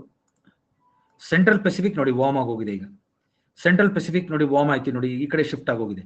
Trade winds are weak, as result central Pacific has become warm. So ಅವಾಗ ಇಲ್ಲಿ ಮೋಡಗಳಾಗ್ತಾ ಇದೆ ನೋಡಿ, ಪೆಸಿಫಿಕ್ ಓಷನ್ ಅಲ್ಲಿ ಮಳೆ ಆಗ್ತಾ ಇದೆ, ಪೆಸಿಫಿಕ್ ಓಷನ್ ಅಲ್ಲಿ ಮಳೆ ಆಗ್ತಾ ಇದೆ ನೋಡಿ. ಟ್ರೇಡ್ ವಿಂಡ್ಸ್ ವೀಕ್ ಇದೆ, ಈಗ ಅಪ್ವೆಲ್ಲಿಂಗ್ ಇಲ್ಲ, ನೋ ಅಪ್ವೆಲ್ಲಿಂಗ್. ಅವಾಗ ನೋಡಿ ಪೆಸಿಫಿಕ್ ಓಷನ್ ಅಲ್ಲಿ ಮಧ್ಯದಲ್ಲಿ ಮಳೆ ಆಗ್ತಾ ಇದೆ. ಇದನ್ನ ನಾವು ಎಲ್ ನೀನೋ ಅಂತ ಕರಿತೀವಿ, ಎಲ್ ನೀನೋ. ಅವಾಗ ಸರ್ಕ್ಯುಲೇಷನ್ ನೋಡಿ ಚೇಂಜ್ ಆಗಿದೆ. ಈಗ ಮೊದಲು ಆಸ್ಟ್ರೇಲಿಯಾ ಕಡೆ ಮಳೆ ಆಗ್ತಾ ಇತ್ತು, ಈಗ ಸೆಂಟ್ರಲ್ ಪೆಸಿಫಿಕ್ ಮತ್ತು ಪೂರ್ವ ಪೆಸಿಫಿಕ್ ಕಡೆ ಮಳೆ ಆಗ್ತಾ ಇದೆ, ಪೆರು ಕಡೆ ಮಳೆ ಆಗ್ತಾ ಇದೆ. ಅದಕ್ಕೋಸ್ಕರ ಇದನ್ನ ನಾವು ಎಲ್ ನೀನೋ ಸದರ್ನ್ ಆಸ್ಟ್ರೇಲೇಷನ್ ಅಂತ ಕರಿತೀವಿ, ENSO. ಎಲ್ ನೀನೋ ಅಂದ್ರೆ EN, SO ಅಂದ್ರೆ ಸದರ್ನ್ ಆಸ್ಟ್ರೇಲೇಷನ್, ದಕ್ಷಿಣ ಗೋಲಾರ್ಧದಲ್ಲಿ ಆಗ್ತಾ ಇರೋದು. ಓಕೆ, ಸ್ವಲ್ಪ ಇದು ಅರ್ಥ ಮಾಡ್ಕೊಳ್ಬೇಕು. ಸಿಂಪಲ್ ಆಗಿ ಹೇಳ್ತೀನಿ ನೋಡಿ. ಈಗ ಇಲ್ಲಿ ಇನ್ನೊಂದ್ಸತಿ ಸಿಂಪಲ್ ಆಗಿ ಹೇಳ್ತೀನಿ. ನಮಗೆ ಇಲ್ಲಿ ನೋಡಿ, ಟ್ರೇಡ್ ವಿಂಡ್ಸ್ ವೀಕ್ ಆಯ್ತು. ಯಾವಾಗ ಟ್ರೇಡ್ ವಿಂಡ್ಸ್ ವೀಕ್ ಆಯ್ತು, ಕರೆಂಟ್ ವಾನಿಶ್ ಆಯ್ತು. ಅವಾಗ ಇದಿಷ್ಟು ಕಡೆ ಕೌಂಟರ್ ಕರೆಂಟ್ ಬಂದಿದೆ ನೋಡಿ, ECC, equatorial counter current shifts near Peru, shifts near central Pacific and Peru ಮತ್ತು ಸೆಂಟ್ರಲ್ ಪೆಸಿಫಿಕ್ ಬರುತ್ತೆ. ಏನು ವಾರ್ಮ್ ಕರೆಂಟ್. ಅವಾಗ ಇಷ್ಟು ರೆಡ್ ಆಗೋಗಿದೆ ನೋಡಿ, ಇಷ್ಟು ರೆಡ್ ಆಗೋಗಿದೆ. ಅವಾಗ ಈ ಕಡೆ ಮಳೆ ಆಗ್ತಾ ಇದೆ ನೋಡಿ, ಇಲ್ಲೆಲ್ಲ ಜಾಸ್ತಿ ಮಳೆ ಆಗ್ತಾ ಇದೆ, ಸೆಂಟ್ರಲ್ ಪೆಸಿಫಿಕ್ ಮತ್ತು ಈಸ್ಟ್ ಕಡೆಗೆ. ಆಸ್ಟ್ರೇಲಿಯಾ ಕಡೆ ಮಳೆ ಆಗಬೇಕಾಗಿತ್ತು, ಇಲ್ಲ ಆಗ್ತಾ ಇದೆ. ಓಕೆ, ಸೊ ಅವಾಗ ಈ ಕಡೆ ಜಾಸ್ತಿ ನಮಗೆ ಶಿಫ್ಟ್ ಆಗೋಗುತ್ತೆ. ಸತೀಶ್ ವೇಟ್ ಮಾಡಿ, ಇಲ್ಲೆಲ್ಲ ಬೇರೆ ಕಡೆ ಹೋಗ್ಬಿಡಿ, ಇಲ್ಲೇ ರೀ, ಆಯ್ತಾ. ಅವಾಗ ಈ ಕಡೆ ಶಿಫ್ಟ್ ಆಗೋದ್ರಿಂದ ನಮಗೆ ಸೆಂಟ್ರಲ್ ಪೆಸಿಫಿಕ್ ಮತ್ತು ಈ ಕಡೆಗೆ ಮಳೆ ಆಗುತ್ತೆ. ಇದನ್ನ ನಾವು ENSO ಅಂತ ಕರಿತೀವಿ, ಎಲ್ ನೀನೋ ಸದರ್ನ್, ದಕ್ಷಿಣ ಗೋಲಾರ್ಧ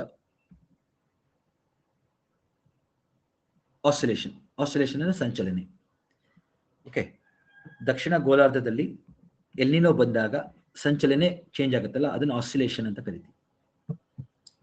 ನಾವು ಕಟ್ಕೊಳ್ಳಿ. ಸೊ ಯಾವ ರೀತಿ ಶಿಫ್ಟ್ ಆಯ್ತು ನೋಡಿ, ಈ ಕಡೆ ಮಳೆ ಆಗ್ತಿದೆ, ಈ ಕಡೆ ಆಗ್ತಿದೆ, ಅಷ್ಟೇ ವ್ಯತ್ಯಾಸ, ಆಯ್ತಾ. ಸೊ ಎಷ್ಟೊಂದು ಜನಕ್ಕೆ ಸಖತ್ ಡೌಟ್ ಇರುತ್ತೆ ಇವಾಗ, ಏನಪ್ಪ ಆಗ್ತಾ ಇದೆ ಇಲ್ಲಿ ಅಂತ.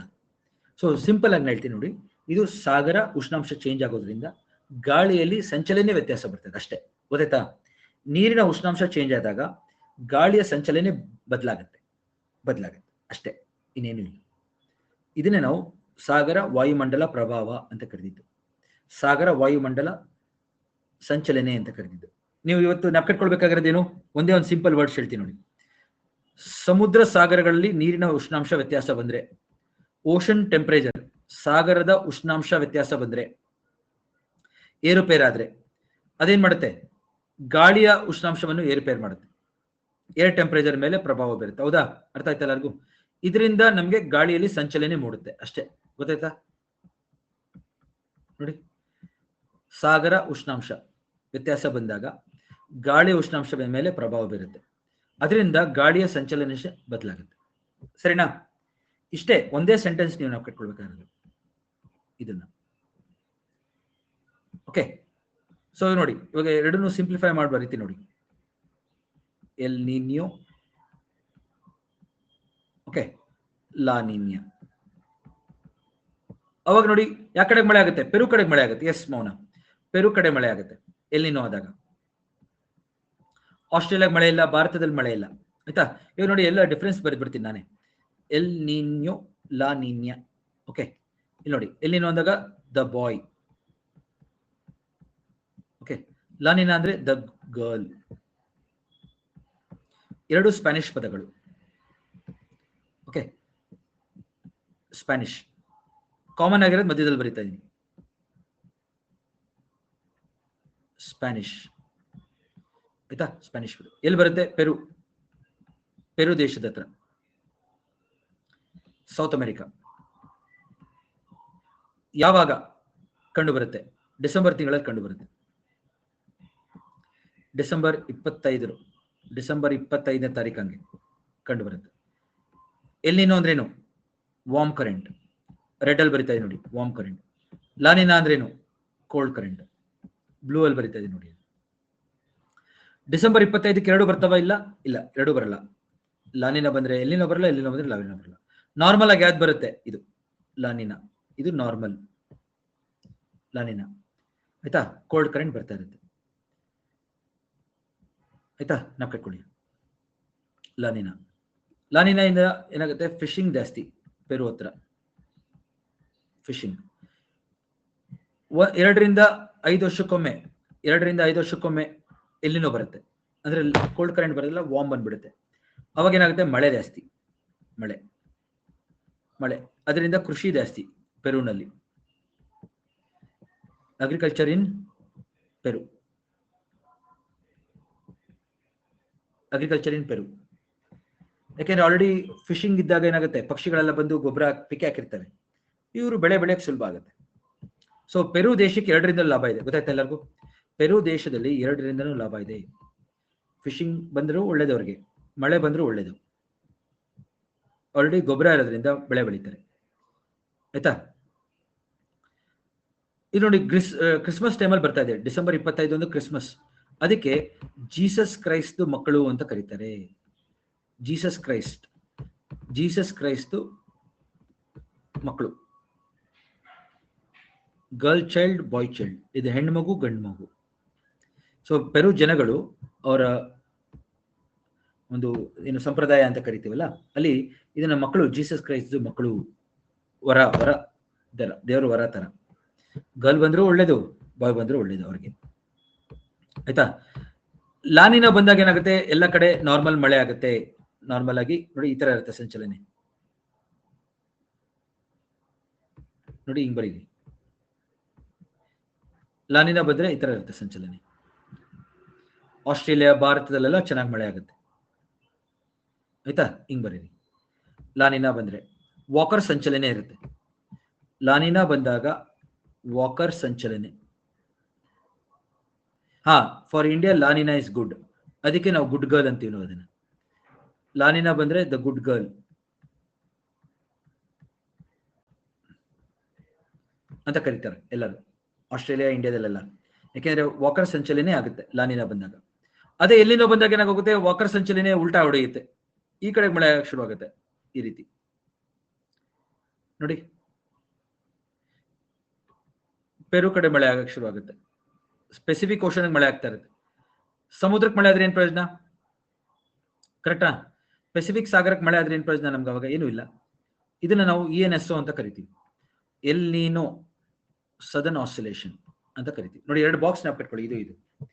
ಇದರಿಂದ ನಮಗೆ ಎಲ್ಲಿನೋ ಬರೋದ್ರಿಂದ ನಮಗೆ ನಷ್ಟ, ಅದಕ್ಕೆ ದ ಬ್ಯಾಡ್ ಬಾಯ್ ಅಂತ ಕರೀತಾರೆ. ಎಲ್ಲಿನೋ ಬರೋದ್ರಿಂದ ದಿ ಬ್ಯಾಡ್ ಬಾಯ್. ಓಕೆ, ಅರ್ಥ ಆಯ್ತಾ ಎಲ್ಲರಿಗೂ? ಸಿಂಪಲ್ ಆಗಿ ಹೇಳಿದೀನಿ ನೋಡಿ ಈ ಕಥೆನ. ಸೊ ಇದೆಲ್ಲ ಏನು ಅಂದ್ರೆ ಒಂದು ಗಾಳಿಯಲ್ಲಿ ಸಂಚಲನೆ ಅಪ್ಪ, ಅಷ್ಟೇ. ಸಾಗರದ ಉಷ್ಣಾಂಶ ವ್ಯತ್ಯಾಸ ಆದಾಗ ಗಾಳಿಯ ಉಷ್ಣಾಂಶ ವ್ಯತ್ಯಾಸ ಬಂದು ಗಾಳಿಯಲ್ಲಿ ಒಂದು ಸಂಚಲನೆ ಮೂಡುತ್ತದೆ, ಗಾಳಿಯಲ್ಲಿ ಸಂಚಲನೆ ಮೂಡುತ್ತದೆ. ಇದನ್ನ ನಾವು ಓಷನ್ ಅಟ್ಮಾಸ್ಫಿರಿಕ್ ಸರ್ಕ್ಯುಲೇಷನ್ ಅಂತ ಕರಿತೀವಿ, ಆಯ್ತಾ?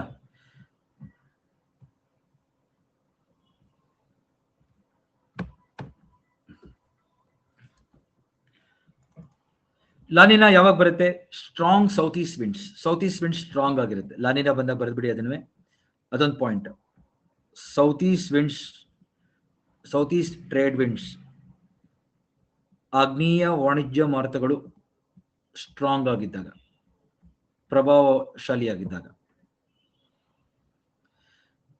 ಆಗ್ನೇಯ ವಾಣಿಜ್ಯ ಮಾರುತಗಳು ಪ್ರಭಾವಶಾಲಿಯಾಗಿದ್ದಾಗ. ಇದು ಎಲ್ಲಿನ ಯಾವಾಗ ಆಗುತ್ತೆ? South east trade winds weak ಆದಾಗ, ದುರ್ಬಲಗೊಂಡಾಗ, ವೀಕ್. ಆಯ್ತಾ? ಇವೆರಡು ಪಾಯಿಂಟ್ಗಳನ್ನ ನಾವು ಕಟ್ಕೊಳ್ಬೇಕು.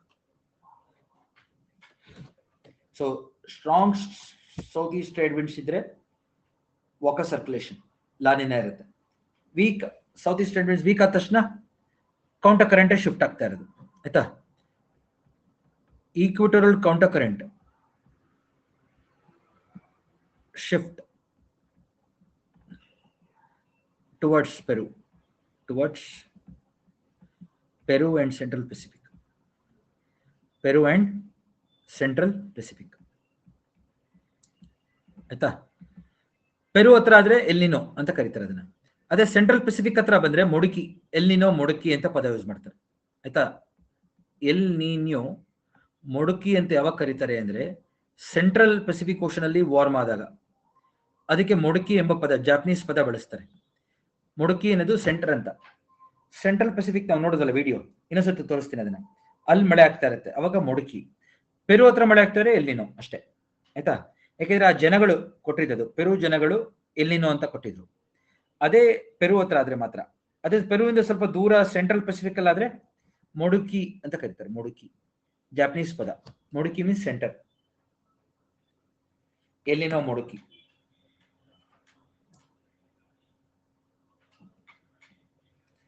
ಇದು ಸಾಗರ ನೀರಿನ ಉಷ್ಣಾಂಶ ವ್ಯತ್ಯಾಸ ಬಂದಾಗ, ಗಾಳಿಯಲ್ಲಿ ಉಷ್ಣಾಂಶ ವ್ಯತ್ಯಾಸ ಬಂದು ಸಂಚಲನೆ ಮೂಡುವಂಥದ್ದು, ಸಂಚಲನೆ ಮೂಡುವಂಥದ್ದು. ಈಗ ನೋಡಿ, ಎಲ್ಲರೂ ಒಂದ್ಸತಿ ವಿಡಿಯೋ ನೋಡ್ಬಿಡೋಣ, ಎಲ್ಲರೂ ಒಂದೊಂದಾಗಿ. ಆಯ್ತಾ? ಶೇರ್ ಮಾಡ್ತೀನಿ. ಮತ್ತೆ ಲಾನಿನಾ ನೋಡೋಣ ಫಸ್ಟ್, ಆಮೇಲೆ ಎಲ್ಲಿನೋ ನೋಡೋಣ. ಇಲ್ಲಿ ನೋಡಿ, ಫಸ್ಟ್ ಟ್ರೇಡ್ ವಿಂಡ್ಸ್ ಬಂತು, ಸ್ಟ್ರಾಂಗ್ ಟ್ರೇಡ್ ವಿಂಡ್ಸ್. ಅವಾಗೆಲ್ಲ ಗಾಳಿ ಕಡೆ ಬಂತು, ನೀರು ಬಂತು. ಇಲ್ಲಿ ವಾರ್ಮ್, ಇಲ್ಲಿ ಕೋಲ್ಡ್. ನೋಡಿ ಈ ತರ. ಅವಾಗ ಇಲ್ಲಿ ಮಳೆ ಆಗಕ್ಕೆ ಶುರು ಆಯ್ತು. ಇಲ್ಲಿ ಆಸ್ಟ್ರೇಲಿಯಾ ಹತ್ರ ಮಳೆ, ಈ ಕಡೆ ಪೆರು ಹತ್ರ ಲಾನಿನಾ, ಕೋಲ್ಡ್ ಕರೆಂಟ್ ಬರ್ತಾ ಇದೆ. ಇದು ವಾಕರ್ ಸಂಚಲನೆ. ಟ್ರೇಡ್ ವಿಂಡ್ಸ್ ಸ್ಟ್ರಾಂಗ್ ಆಗಿರುತ್ತೆ. ಇದೇ ಆಸ್ಟ್ರೇಲಿಯಾದಿಂದ ಭಾರತಕ್ಕೆ ಬರುತ್ತೆ, ನಮಗೆ ಮಾನ್ಸೂನ್ ತರುತ್ತೆ. ಲಾನಿನಾ ಇದ್ದಾಗ ಒಳ್ಳೆ ಮಾನ್ಸೂನ್, ಭಾರತಕ್ಕೆ ಒಳ್ಳೇದು. ಅದಕ್ಕೆ La Nina is called as good girl. ಆಯ್ತಾ? ಇದು ಒಂದು ವರ್ಷ ಇರುತ್ತೆ ಈ ತರ, ಅಂದ್ರೆ ಡಿಸೆಂಬರ್ ಟು ಡಿಸೆಂಬರ್. ಆಯ್ತಾ? ಈ ರೀತಿ ಇರುತ್ತೆ ವಾಕರ್ ಸಂಚಲನೆ. ಅದೇ ಟ್ರೇಡ್ ವಿಂಡ್ಸ್ ವೀಕ್ ಆದಾಗ ನೋಡಿ, ಅವಾಗ ನೋಡಿ ಸೆಂಟ್ರಲ್ ಪೆಸಿಫಿಕ್ ಓಷನ್ ಅಲ್ಲಿ ಮಳೆ ಆಗ್ತದೆ. ನೋಡಿ ಮೊಡುಕಿ, ಮೊಡುಕಿ ಅಂತ ಬರ್ತಿದ್ದೀನಿ ನೋಡಿ ನಾನೇ. ಸೆಂಟ್ರಲ್ ಪೆಸಿಫಿಕ್ ಅಲ್ಲಿ ನಮಗೆ ಮಳೆ ಆಗಕ್ಕೆ ಶುರು ಆಗುತ್ತೆ. ಆಯ್ತಾ? ಸೆಂಟ್ರಲ್ ಪೆಸಿಫಿಕ್ ಮತ್ತೆ ಪೆರು ಕಡೆ ಮಳೆ ಆಗಕ್ಕೆ ಶುರು ಆಗುತ್ತೆ. ಇದು ವೀಕ್ ಟ್ರೇಡ್ ವಿಂಡ್ಸ್. ಇಲ್ಲಿ ನೋಡಿ, ವೀಕ್ ಟ್ರೇಡ್ ವಿಂಡ್ಸ್ ಆದಾಗ ಪೆರು ಕಡೆ ಮಳೆ ಆಗುತ್ತೆ, ಸೆಂಟ್ರಲ್ ಪೆಸಿಫಿಕ್ ಮಳೆ ಆಗುತ್ತೆ. ಅವಾಗ ನಮಗೆ ಎಲ್ಲಿನೋ ಮತ್ತೆ ಎಲ್ಲಿನೋ ಮೊಡುಕಿ ಅಂತ ಕರಿತೀವಿ. ಈ ಸಂಚಲನೆ ನೋಡಿ ಹಿಂಗಿರುತ್ತೆ ಈ ಕಡೆ. ಅದನ್ನೇ ENSO ಅಂತ ಕರೆಯೋದು, ಎಲ್ಲಿನೋ ಸದರ್ನ್ ಆಸಿಲೇಷನ್. ಗೊತ್ತಾಯ್ತಲ್ಲರಿಗೂ? ಸದರ್ನ್ ಅಂದ್ರೆ ಏನು? ದಕ್ಷಿಣ ಗೋಲಾರ್ಧ.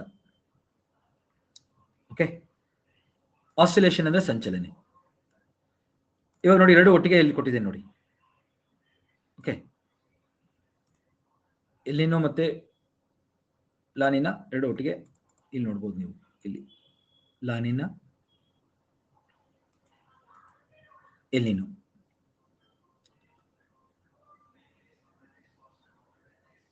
ಇದೇ ತರ ನೀರಿನಲ್ಲಿ ಉಷ್ಣಾಂಶ ವ್ಯತ್ಯಾಸ ಆಗೋದು ಮತ್ತು ಗಾಳಿಯಲ್ಲಿ ಸಂಚಲನೆ ಆಗೋದು ಬೇರೆ ಕಡೆನೂ ಆಗ್ಬೋದಲ್ವಾ? ಸಾಗರ ವಾಯುಮಂಡಲ ಪ್ರಭಾವ ಬೇರೆ ಕಡೆನೂ ಆಗ್ಬೋದಾ?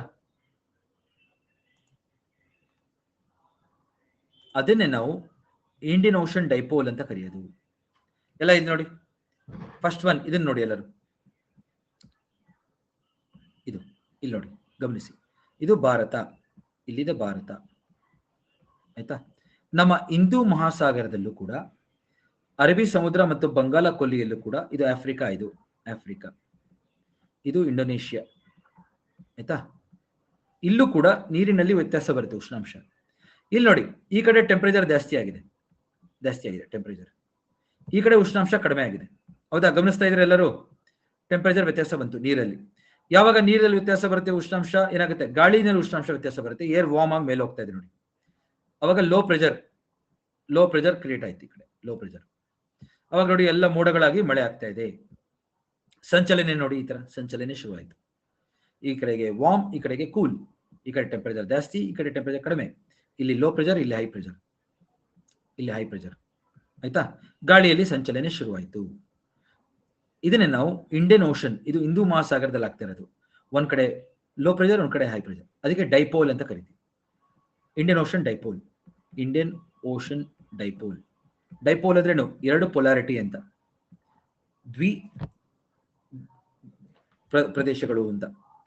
ವಾರ್ಮ್ ಮತ್ತೆ ಕೋಲ್ಡ್ ತರ. ಹಾಗೆ ಲೋ ಪ್ರೆಷರ್ ಹೈ ಪ್ರೆಷರ್ ತರ.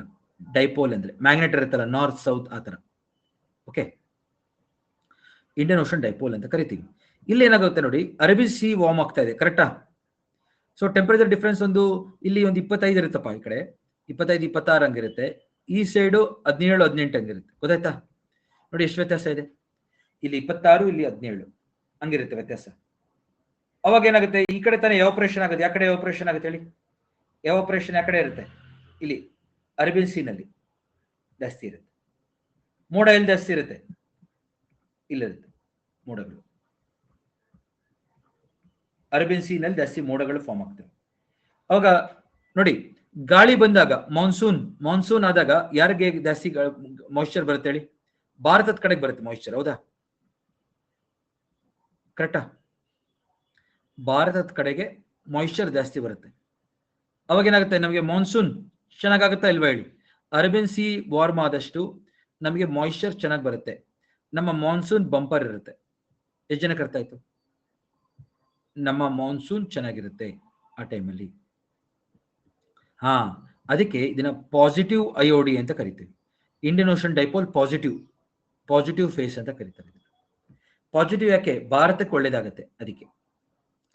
ಸೊ ಅರೇಬಿಯನ್ ಸಿ ವಾರ್ಮ್ ಆದಾಗ ಬೇ ಆಫ್ ಬೆಂಗಾಲ್ ಕೂಲ್ ಆಗಿದ್ರೆ ನಮ್ಮ ಮಾನ್ಸೂನ್ ತುಂಬಾ ಸ್ಟ್ರಾಂಗ್ ಆಗಿರುತ್ತೆ. ಅದನ್ನ ಪಾಸಿಟಿವ್ ಐಒಡಿ ಅಂತ ಕರಿತೀವಿ. ಆಯ್ತಾ? ಇದನ್ನ ನೆನಪಿಟ್ಕೊಳ್ಳಿ. ಅದೇ ಕೆಲವು ವರ್ಷಗಳಿಗೊಮ್ಮೆ ಏನಾಗೋಗುತ್ತೆ, ಇಲ್ಲಿ ನೋಡಿ ಈ ತರ ಆಗೋಗುತ್ತೆ. ಬೇ ಆಫ್ ಬೆಂಗಾಲ್ ಕಡೆ ಉಷ್ಣಾಂಶ ಹೆಚ್ಚಾಗೋಗುತ್ತೆ. ಇಲ್ಲಿ ನೋಡಿ, ಬೇ ಆಫ್ ಬೆಂಗಾಲ್ ಕಡೆ ಉಷ್ಣಾಂಶ ಹೆಚ್ಚಾಗೋಗುತ್ತೆ ನೋಡಿ. ಇಲ್ಲಿ 25, 26 ಹಂಗೋಗುತ್ತೆ ಇಲ್ಲಿ ಉಷ್ಣಾಂಶ. ಅರೇಬಿಯನ್ ಸಿ ನೋಡಿ ಕಮ್ಮಿ ಆಗೋಗಿದೆ ಉಷ್ಣಾಂಶ, 17, 18 ಹಂಗಿರುತ್ತೆ. ಅವಾಗ ಏನಾಗೋಗುತ್ತೆ, ಇಲ್ಲಿ ಗಾಳಿ ಮೇಲೆ ಹೋಗ್ತಾ ಇದೆ ನೋಡಿ. ಇಲ್ಲಿ ಲೋ ಪ್ರೆಷರ್, ಇಲ್ಲಿ ಹೈ ಪ್ರೆಷರ್. ಅವಾಗ ಏನಾಗುತ್ತೆ, ಇದು ಅಷ್ಟೇ, high pressure low pressure. Indian Ocean dipole. ಆದ್ರೆ ಯಾವ ಕಡೆ ಮಳೆ ಆಗ್ತಾ ಇದೆ? ಇಲ್ಲಿ ಇಂಡೋನೇಷ್ಯಾ, ಸೌತ್ ಈಸ್ಟ್ ಏಷ್ಯಾ ಕಡೆ ಮಳೆ ಆಗ್ತಾ ಇದೆ. ಇಲ್ಲಿ ಈ ಕಡೆ ಸೌತ್ ಈಸ್ಟ್ ಏಷ್ಯಾ ಕಡೆ ಮಳೆ ಆಗ್ತಾ ಇದೆ. ಸೊ ಗಾಳಿ ಬೀಸಿದ್ರೆ ಯಾವ ಕಡೆಗೆ ಹೋಗುತ್ತೆ ಹೇಳಿ? ಮಾನ್ಸೂನ್ ಟೈಮಲ್ಲಿ Arabian C branch, bay of Bengal branch. ಈ ಕಡೆ ನಾರ್ತ್ ಈಸ್ಟ್ ಇಂಡಿಯಾ ಮತ್ತು ಸೌತ್ ಈಸ್ಟ್ ಏಷ್ಯಾಗೆ ಜಾಸ್ತಿ ಮಳೆ ಆಗುತ್ತೆ. ಸೌತ್ ವೆಸ್ಟ್ ಮಾನ್ಸೂನ್ ಟೈಮ್ನಲ್ಲಿ ನಾರ್ತ್ ಈಸ್ಟ್ ಇಂಡಿಯಾ ಕಡೆ ಜಾಸ್ತಿ ಮಳೆ ಆಗುತ್ತೆ, ಮತ್ತು ಬರ್ಮಾ, ಸೌತ್ ಈಸ್ಟ್ ಏಷ್ಯಾ ಅವ್ರ ಕಡೆ ಮಳೆ ಆಗುತ್ತೆ ಚೆನ್ನಾಗಿ. ಭಾರತಕ್ಕೆ ಮಳೆ ಆಗುತ್ತಾ? ಓವರ್ ಆಲ್ ಎಲ್ಲ ಮಾಯಿಶ್ಚರ್ ಕಡಿಮೆ. ಅದಕ್ಕೆ negative. Indian Ocean dipole negative ಇದು. ಭಾರತಕ್ಕೆ ಕಡಿಮೆ ಆಗೋದ್ರಿಂದ ಇದು ಇಂಡಿಯನ್ ಓಷನ್ ಡೈಪೋಲ್ ನೆಗೆಟಿವ್. ಗೊತ್ತಾಯ್ತಾ? ಅಷ್ಟೇ, ಏನಿಲ್ಲ. ಸೊ ಅದಕ್ಕೆ ಎರಡು ತರ ಇದೆ, Indian Ocean dipole positive, Indian Ocean dipole negative. So Arabian C ಮತ್ತು ಬೇ ಆಫ್ ಬೆಂಗಾಲ್ ನಲ್ಲಿ ನೀರಿನಲ್ಲಿ ಉಷ್ಣಾಂಶ ವ್ಯತ್ಯಾಸ ಬಂದಾಗ ಗಾಳಿಯಲ್ಲಿ ಉಷ್ಣಾಂಶ ವ್ಯತ್ಯಾಸ ಬಂದು ಪ್ರೆಷರ್ ಕ್ರಿಯೇಟ್ ಆಗುತ್ತೆ. ಅದರಿಂದ ಒಂದು ಸಂಚಲನೆ ಶುರುವಾಗುತ್ತೆ. ಸೊ ನಮ್ಮ ಮಾನ್ಸೂನ್ ಟೈಮ್ನಲ್ಲಿ ಈ ಕಡೆ ಮಳೆ ಆಗೋದ್ರಿಂದ ಭಾರತಕ್ಕೆ ಚೆನ್ನಾಗಿ ಮಳೆ ಆದ್ರೆ ಪಾಸಿಟಿವ್ ಐಒಡಿ ಅದು. ಅದೇ ಈ ಕಡೆ ಬೇ ಆಫ್ ಬೆಂಗಾಲ್ ಉಷ್ಣಾಂಶ ಜಾಸ್ತಿ ಆಗೋದ್ರಿಂದ ಸೌತ್ ಈಸ್ಟ್ ಏಷ್ಯಾ, ಸೌತ್ ಚೈನಾಗ್ ಮಳೆ ಆಗುತ್ತೆ ಚೆನ್ನಾಗಿ. ಅದಕ್ಕೋಸ್ಕರ ನೆಗೆಟಿವ್ ಐಒಡಿ. ಓಕೆ, ಸೊ ನೆನಪಿಟ್ಕೊಳ್ಳಿ ಎಲ್ಲರೂ. ನಮ್ಮ ಹಿಂದೂ ಮಹಾಸಾಗರದಲ್ಲಿ ಇಂಡಿಯನ್ ಓಷನ್ ಡೈಪೋಲ್ ಅಂತ ಒಂದು ವ್ಯವಸ್ಥೆ ಇದೆ. ಓಕೆ, ಗಾಳಿಯ ವ್ಯವಸ್ಥೆ. ಈ ಗಾಳಿ ಸಂಚಲನೆ ಶುರುವಾಗೋದು ನೀರಿನ ಉಷ್ಣಾಂಶದ ವ್ಯತ್ಯಾಸದಿಂದ. ಒಂದು ಕಡೆ ಯಾವಾಗಲೂ ಟೆಂಪರೇಚರ್ ಜಾಸ್ತಿ ಆದ್ರೆ ಇನ್ನೊಂದು ಕಡೆ ಕಮ್ಮಿ ಆಗೇ ಆಗುತ್ತೆ. ಅದಕ್ಕೆ ಅದನ್ನ ಡೈಪೋಲ್ ಎಂಬ ಪದ ಬಳಸ್ತಾ ಇದೀವಿ. ಆಯ್ತಾ? ಡೈಪೋಲ್ ಪದ ಬಳಸ್ತಾ ಇದ್ದೀವಿ. ಸೊ ಒಂದ್ ಕಡೆ ಅರೇಬಿಯನ್ ಸೀನಲ್ಲಿ ಉಷ್ಣಾಂಶ ಜಾಸ್ತಿ ಆಗೋದ್ರಿಂದ ಭಾರತದ ಕಡೆ ಚೆನ್ನಾಗಿ ಗಾಳಿ ಬಂದ್ಬಿಡುತ್ತೆ ಅವಾಗ, ಅದಕ್ಕೆ ಅದು ಪಾಸಿಟಿವ್. ಮಾನ್ಸೂನ್ ಆದಾಗ ನಮ್ಗೆ ಚೆನ್ನಾಗಿ ಮಳೆ ಆಗುತ್ತೆ ಅವಾಗ, ಆಯ್ತಾ. ಅರೇಬಿಯನ್ ಸಿ ವಾರ್ಮ್ ಇರಬೇಕು, ಬೇ ಆಫ್ ಬೆಂಗಾಲ್ ಕೂಲ್ ಆಗಿರ್ಬೇಕು, ಅದು ಫಸ್ಟ್ ಕೇಸ್. ಅದೇ ಯಾವಾಗ ಬೇ ಆಫ್ ಬೆಂಗಾಲ್ ವಾರ್ಮ್ ಆಗುತ್ತೆ, south East Asia, south East Asia, Burma ಅವ್ರಿಗೆ ಮಳೆ ಆಗುತ್ತೆ ಚೆನ್ನಾಗಿ, ನಮ್ಮ ಕಡೆ ಮಳೆ ಕಮ್ಮಿ. ಓಕೆ, ಈ ಸೈಡ್ ಮಳೆ ಕಡಿಮೆ ಓವರ್ ಆಲ್ ಭಾರತಕ್ಕೆ, ಅದಕ್ಕೆ negative. Indian Ocean dipole negative. So ಕಷ್ಟ ಇದೆ, ಒಪ್ಕೋತೀನಿ. ಅದಕ್ಕೆ ನಾನು ಈ ಚಿತ್ರಗಳನ್ನ ಕೊಡ್ತಾ ಇರೋದು ನಿಮಗೆ. ಒಂದೇ ಕಡೆ ಎರಡು ಅರ್ಥ ಆಗುತ್ತೆ ನಿಮಗೆ. Indian Ocean dipole. ಇವತ್ತು ಎರಡು ಇಂಟ್ರೆಸ್ಟಿಂಗ್ ಟಾಪಿಕ್ ಕವರ್ ಮಾಡಿದ್ದೀನಿ, ಜ್ಞಾಪಕಿಟ್ಕೊಳ್ಳಿ. ಎಲ್ ನಿನೋ, ಲಾ ನಿನಾ. ಇನ್ನೊಂದು Indian Ocean dipole positive, Indian Ocean dipole negative. So ನಾನು ನಿಮಗೆ ನೋಟ್ಸ್ ಕೊಡ್ತೀನಿ ಇದ್ರ ಬಗ್ಗೆ. ನಿಮಗೆ ಥಿಯರಿ ಕನ್ನಡ ಮತ್ತು ಇಂಗ್ಲಿಷ್ ಅಲ್ಲಿ ನೋಟ್ಸ್ ಬರುತ್ತೆ, ಆಯ್ತಾ, ಡೋಂಟ್ ವರಿ.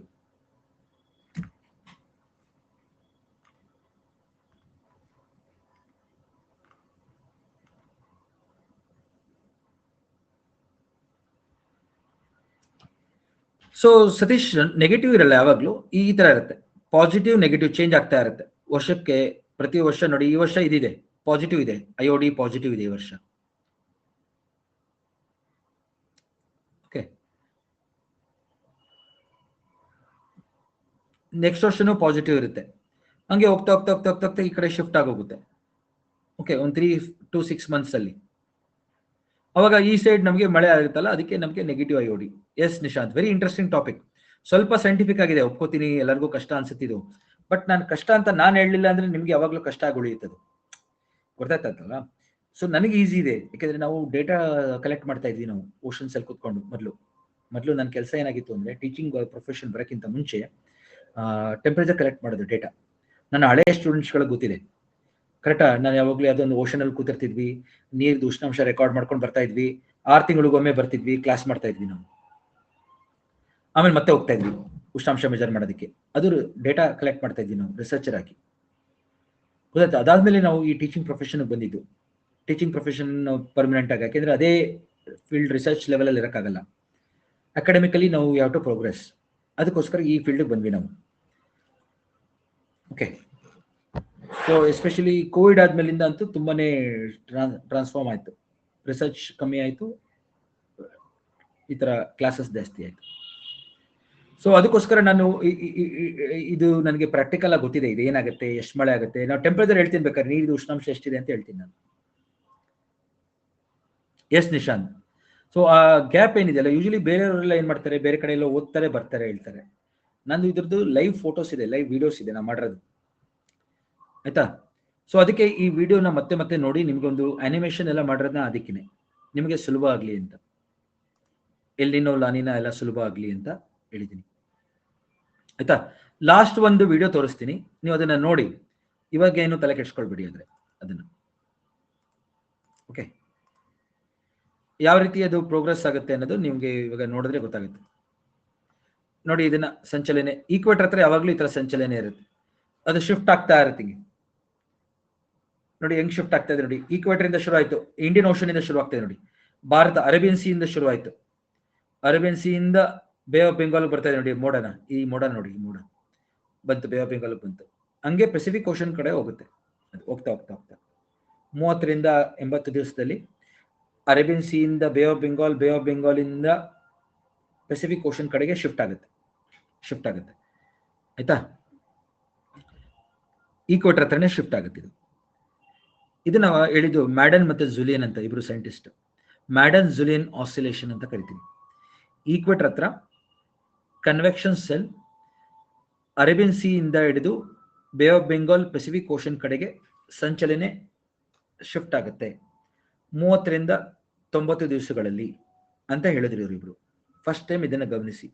ಮ್ಯಾಡನ್ ಅಂತ ಒಬ್ರು ವಿಜ್ಞಾನಿ, ಜೂಲಿಯನ್ ಅಂತ ಇಬ್ರು ವಿಜ್ಞಾನಿಗಳು ಸೇರಿ ಕೊಟ್ಟಿದ್ದು ಮ್ಯಾಡನ್ ಜುಲಿಯನ್ ಆಸಿಲೇಷನ್ ಅಂತ ಕರೀತಾರೆ, ಆಯ್ತಾ. ಇದು ಈಕ್ವೇಟರ್ ಹತ್ರ ಬರುವಂತ ಗಾಳಿಯ ಸಂಚಲನೆ. ಸೊ ಈಕ್ವೇಟರ್ ಅರೇಬಿಯನ್ ಸಿ ಇಂದ bay of Bengal, bay of ಬೆಂಗಾಲಿಂದ Pacific ocean ಕಡೆಗೆ ಶಿಫ್ಟ್ ಆಗುತ್ತೆ ಇದು, ಈ ಕನ್ವೆಕ್ಷನ್ ಸೆಲ್. ಓಕೆ, ಸೊ ಅದಕ್ಕೆ ಎಲ್ಲ ಪಾಯಿಂಟ್ಸ್ ಕೊಟ್ಟಿದ್ದೀನಿ ನೋಡಿ. ಈಕ್ವೇಟರ್ 30 ರಿಂದ 90 ದಿವಸಗಳಲ್ಲಿ, ಅಂದ್ರೆ 3 ತಿಂಗಳು, 1 ತಿಂಗಳಿಂದ 3 ತಿಂಗಳು. ಈಸ್ಟ್ವರ್ಡ್ ಮೂವಿಂಗ್, ಈಸ್ಟ್ವರ್ಡ್ ಅಂದ್ರೆ ಇಂಡಿಯನ್ ಓಷನ್ ಇಂದ ಪೆಸಿಫಿಕ್ ಓಷನ್ ಮೂವ್ ಆಗುತ್ತೆ. ಈ ತರ ಎಲ್ಲ ಸಂಚಲನೆಗಳು ನಮ್ಮ ಭೂಮಿ ಮೇಲಿದೆ ಅಂತ ಫಸ್ಟ್ ಹೇಳಿದ್ದು ಇವರು, ಮ್ಯಾಡನ್ ಜುಲಿಯನ್ ಆಸಿಲೇಷನ್ ಕೊಟ್ಟವರು, ಆಯ್ತಾ. ಸೊ ಈ ರೀತಿ ಇದನ್ನು ನೀವು ಅರ್ಥ ಮಾಡ್ಕೊಳ್ಬೇಕಾಗುತ್ತೆ. ಸೊ ಡೋಂಟ್ ವರಿ, ಇನ್ನು ಫೋಟೋಸ್ ಮತ್ತೆ ಇದೆಲ್ಲ ನಾನು ನಿಮಗೆ ಕಳಿಸ್ಕೊಡ್ತೀನಿ. ಪೂಜಾ, ನಾವು ಟೆಂಪರೇಚರ್ ಕಲೆಕ್ಟ್ ಮಾಡೋದು, remember reversing thermometer, Nansen scale, Nansen bottle ಅಂತ ಹೇಳ್ತಾ ಇದ್ದೀನಿ, ಅಪ್ಪ ಇದೆಯಾ? ನಾ ಹೇಳಿದ್ದೀನಿ ನಿಮಗೆ ಟೆಂಪರೇಚರ್ ಹೆಂಗ್ ಕಲೆಕ್ಟ್ ಮಾಡ್ತೀವಿ, ಡೇಟಾ ಎಲ್ಲ ನಾಲ್ಕೈದು, ಒಂದು 4-5 ಕ್ಲಾಸ್ ಹಿಂದೆ ನಾನು ಫೋಟೋ ಎಲ್ಲ ತೋರಿಸಿದ್ದೀನಿ. ನಾನು ಅದನ್ನ ಇಟ್ಕೊಂಡು ನ್ಯಾನ್ಸನ್ ಬಾಟಲ್ ಹೆಂಗ್ ಕಾಣುತ್ತೆ ಅಂತೆಲ್ಲ ಫೋಟೋ ತೋರಿಸಿದ್ದೀನಿ ನಾನು ನಿಮಗೆ. ನ್ಯಾನ್ಸನ್ ಬಾಟಲ್ ಮತ್ತು reversing thermometer, black colour instrument ಅದು. ಸೊ ಅದೆಲ್ಲ ಏನು ನಾವು ಯೂಸ್ ಮಾಡೋಂಥ ಎಕ್ವಿಪ್ಮೆಂಟ್ಸ್, ನೀರ್ದು ಉಷ್ಣಾಂಶ ಮೆಜರ್ ಮಾಡಲಿಕ್ಕೆ. ಸೊ ಇದ್ರದ್ದು ನೋಟ್ಸ್ ನಾನು ನಿಮಗೆ ನಾಳೆ ಒದಗಿಸ್ತೀನಿ, ಡೋಂಟ್ ವರಿ, ಆಯ್ತಾ. ಕನ್ನಡ ಮತ್ತು ಇಂಗ್ಲೀಷ್ ಎರಡರಲ್ಲೂ ಇರುತ್ತೆ. ನಾನು ಇವತ್ತು ಕಂಪ್ಲೀಟ್ ಆಗಿಲ್ಲ, ಅದು ನೋಟ್ಸ್ ಟ್ರಾನ್ಸ್ಲೇಟ್ ಮಾಡ್ತಾ ಇದ್ದಿದ್ದು ಟೈಮ್ ತಗೋತು, ಆಯ್ತಾ. 3-4 ಕ್ಲಾಸ್ ಇಂದ ನಾನು 2 ಸೈಡ್ಸ್ ಓಪನ್ ಆಗುತ್ತೆ, ಅದೇ ಇನ್ಸ್ಟ್ರೂಮೆಂಟ್ ಅದು, ರಿವರ್ಸಿಂಗ್ ಥರ್ಮೋಮೀಟರ್. ಎಸ್. ಸೊ ನೋಟ್ಸ್ನ ನಾನು ಟ್ರಾನ್ಸ್ಲೇಟ್ ಮಾಡ್ತಾ ಇದ್ದೀನಿ ಕನ್ನಡಕ್ಕೆ. ಸೊ ಅದರ ರಿಸಲ್ಟ್ ಅದು ಸ್ವಲ್ಪ ಲೇಟ್ ಆಯಿತು. ನಾಳೆ ನಿಮಗೆ ನೋಟ್ಸ್ ಸಿಗುತ್ತೆ, ನಾಳೆ ಮಧ್ಯಾಹ್ನದಂಗೆ ಅಥವಾ ಸಂಜೆ ಹಂಗೆ, ಎಲ್ಲಿನೋ ಲಾನಿನ ಮತ್ತೆ ಇಂಡಿಯನ್ ಓಷನ್ ಡೈಪೋಲ್, ಆಯ್ತಾ. ಸೊ ಓಪ್ ಇವತ್ತಿನ ಕ್ಲಾಸ್ ಎಲ್ಲರಿಗೂ ಅರ್ಥ ಆಗಿದೆ ಅಂತ ಅನ್ಕೊಂಡಿದ್ದೀನಿ. ನಾನು ಮುಂದಿನ ತರಗತಿಯಿಂದ ಕ್ಲೈಮೆಟಾಲಜಿ ಶುರು ಮಾಡ್ತಿದ್ದೀನಿ. ಓಷನೋಗ್ರಫಿ ಮುಗೀತು. ಓಕೆ, ಇನ್ನೇನಿದ್ರು ನೋಟ್ಸ್ ಕೊಡೋದೊಂದು ಬಾಕಿ, ಅದು ಎಲ್ಲಿನೋ ಲಾನಿನಾದ್ರೂ ನೋಟ್ಸ್ ಕೊಡ್ತೀನಿ. ದಯವಿಟ್ಟು ನನ್ನ ಕೋರ್ಸ್ ಬಗ್ಗೆ ಎಲ್ಲರಿಗೂ ಹೇಳಿ, ಸ್ವಲ್ಪ ಹೆಚ್ಚಿನ ಸಂಖ್ಯೆಯಲ್ಲಿ ಬಂದರೆ ನನಗೂ ಸ್ವಲ್ಪ ಸಹಾಯ ಆಗುತ್ತೆ. ನಿಮ್ಮ ಸ್ನೇಹಿತರಿಗೆಲ್ಲ ಹೇಳಿ. ಈ ಥರ ವಿಡಿಯೋ ಎಲ್ಲ ಇರುತ್ತೆ, ಕ್ಲಾಸಲ್ಲಿ ಅನಿಮೇಷನ್ ಇರುತ್ತೆ. ನೀವು ಬೇಕಾದ್ರೆ ಯೂಟ್ಯೂಬಲ್ಲಿ ಹುಡುಕಿ, ನಂದೇ ವಿಡಿಯೋ ಸಿಗುತ್ತೆ ನಿಮಗೆ. ಯೂಟ್ಯೂಬಲ್ಲಿ ನಾನೇ ಮಾಡಿರೋ ವಿಡಿಯೋ ಸಿಗುತ್ತೆ ನಿಮಗೆ. ಬೇರೆ ಅವರು ಟೀಚರ್ಸ್ದು ಯೂಟ್ಯೂಬಲ್ಲಿ ಸಿಗುತ್ತೆ, ನೋಡಿ ಬೇಕಾದ್ರೆ ನಿಮಗೆ ಅರ್ಥ ಆಗುತ್ತೆ. ನಾನು ಮಾಡಿರೋದು UPSC ಲೆವೆಲಲ್ಲಿ ಇದೆ. ನಾನು ಮಾಡ್ತಾ ಇದ್ದೀನಿ ಅಂತ ಹೇಳ್ತಾ ಇಲ್ಲ, ನೀವು ಬೇಕಾದ್ರೆ ಕಂಪೇರ್ ಮಾಡಿ. ನಾರ್ತ್ ಇಂಡಿಯಾ ಟೀಚರ್ಸ್ ಎಷ್ಟೊಂದು ಇನ್ಸ್ಟಿಟ್ಯೂಟ್ಸ್ಗಳು ಮಾಡ್ತಾ ಇದ್ದಾರೆ, ಅವ್ರ ವಿಡಿಯೋಸ್ ನೋಡಿ ಬೇಕಾದ್ರೆ. ಸೊ ನಾನು ಹೇಳಿರೋದನ್ನ ನೋಡಿ, ನಿಮ್ಗೆ ಅರ್ಥ ಆಗುತ್ತೆ ಎಷ್ಟು ವ್ಯತ್ಯಾಸ ಇದೆ ಅಂತ, ಆಯ್ತಾ. ಸೊ ಪ್ರಿಲಿಮ್ಸ್ ಮತ್ತು ಮೇನ್ಸ್ಗಳಿಗೆ ನಾನು ಕ್ಲಾಸ್ ಮಾಡ್ತಾ ಇರೋದು ನಿಮಗೆಲ್ಲ ಉಪಯೋಗ ಆಗುತ್ತೆ ಸ್ನೇಹಿತರೆ. ನಾನು ಹೇಳ್ತಾ ಇದ್ದೀನಿ, ದಯವಿಟ್ಟು ನಿಮ್ಮ ಸ್ನೇಹಿತರಿಗೆ ಹೇಳಿ, ಹೆಚ್ಚಿನ ಸಂಖ್ಯೆಯಲ್ಲಿ ನೋಡ್ಲಿಕ್ಕೆ ಹೇಳಿ, ಆಯ್ತಾ. Thank you all. Very important class we have done. Okay, please study well, ಆಯ್ತಾ. ಧನ್ಯವಾದಗಳು. ಮತ್ತೆ ಇನ್ನೊಂದ್ಸತಿ ನೋಡಿ, ನಿಮ್ಗೆ ಅರ್ಥ ಆಗಿಲ್ಲ ಅಂದ್ರೆ ನಾನು ಮತ್ತೆ ರಿಪೀಟ್ ಮಾಡ್ತೀನಿ, ಐ ಡೋಂಟ್ ಮೈಂಡ್. ಈ ವಿಡಿಯೋ ನಿಮ್ಗೆ ಆಕ್ಸೆಸ್ ಕೊಟ್ಟಿರೋದು ಏನಕ್ಕೆ ಅಂದ್ರೆ, ಯಾವುದೇ ಆ್ಯಡ್ ಇಲ್ಲ, ಕರೆಕ್ಟ್ ಅಡ್ವರ್ಟೈಸ್ಮೆಂಟ್ ಇಲ್ಲ, ಮಧ್ಯದಲ್ಲಿ ನೋಡಿದ್ರೆ ನಿಮಗೆ ಅಡ್ವರ್ಟೈಸ್ಮೆಂಟ್ಸ್ ಬರಲ್ಲ, ಡಿಸ್ಟರ್ಬೆನ್ಸ್ ಇಲ್ಲ. ಎಷ್ಟೋ ಜನ ನೋಡ್ತಾ ಇದ್ದೀನಿ, ಫುಲ್ ವಿಡಿಯೋಸ್ ನೋಡಿದ್ದೀರಾ. ಈಗ ನಾನು ಅಟೆಂಡೆನ್ಸ್ ಶೀಟ್ ಎಲ್ಲ ನೋಡ್ತಾ ಇದ್ದೀರಿ, ಆಲ್ಮೋಸ್ಟ್ ಎಲ್ಲ ವಿಡಿಯೋಸು ನೋಡಿದ್ದಾರೆ ಎಲ್ಲರೂ. ನಾನು ಆನ್ಲೈನ್ ಏನೋ ನೋಡಲ್ವೇನೋ ಅಂತ ಅನ್ಕೊಂಡಿದ್ದೆ, but I am very happy that today I got the attendance sheet that almost most of the students have seen all the classes. So it is very nice. So it's very, I'm very happy that everybody is watching. So now ಮಾಡಿದ course waste ಆಗಲಿಲ್ಲ. Okay, thank you friends, ಎಲ್ಲರೂ ಓದಿ. So ಮತ್ತೆ ನಾಳೆ ಬಿಟ್ ಆಗುವ, ನಾಳೆ biomes environment class continue ಆಗುತ್ತೆ. ದಯವಿಟ್ಟು ಎಲ್ಲರೂ ಎನ್ವೈರನ್ಮೆಂಟ್ ಓದ್ಕೊಂಡು ಬನ್ನಿ, ರಿವೈಸ್ ಮಾಡ್ಬಿಟ್ಟು ಬನ್ನಿ. ನಾನು ಮತ್ತೆ ಫಸ್ಟ್ ಇಂದ ಶುರು ಮಾಡ್ತಾ ಇಲ್ಲ, ಎಲ್ಲಿ ಬಿಟ್ಟಿದ್ದೀನಿ ಅಲ್ಲಿಂದ ಕಂಟಿನ್ಯೂ ಮಾಡ್ತೀನಿ, ಆಯ್ತಾ. ಬಯೋಮ್ಸ್ ನಾಳೆ ತರಗತಿಯಲ್ಲಿ ನಾವು ನಮ್ಮ ಪರಿಸರ ಶಾಸ್ತ್ರದ ಒಂದು ಟಾಪಿಕ್ ಏನಿದೆ ಇಲ್ಲಿ ನೋಡಿ, important biomes of the world ಅಂತ ಇದೆ ಸಿಲೆಬಸ್ ಅಲ್ಲಿ. ಎಲ್ಲೋಯ್ತದು ನೋಡಿ, ಇದು ಎನ್ವೈರನ್ಮೆಂಟ್ ಸಿಲೆಬಸ್ ಇದು.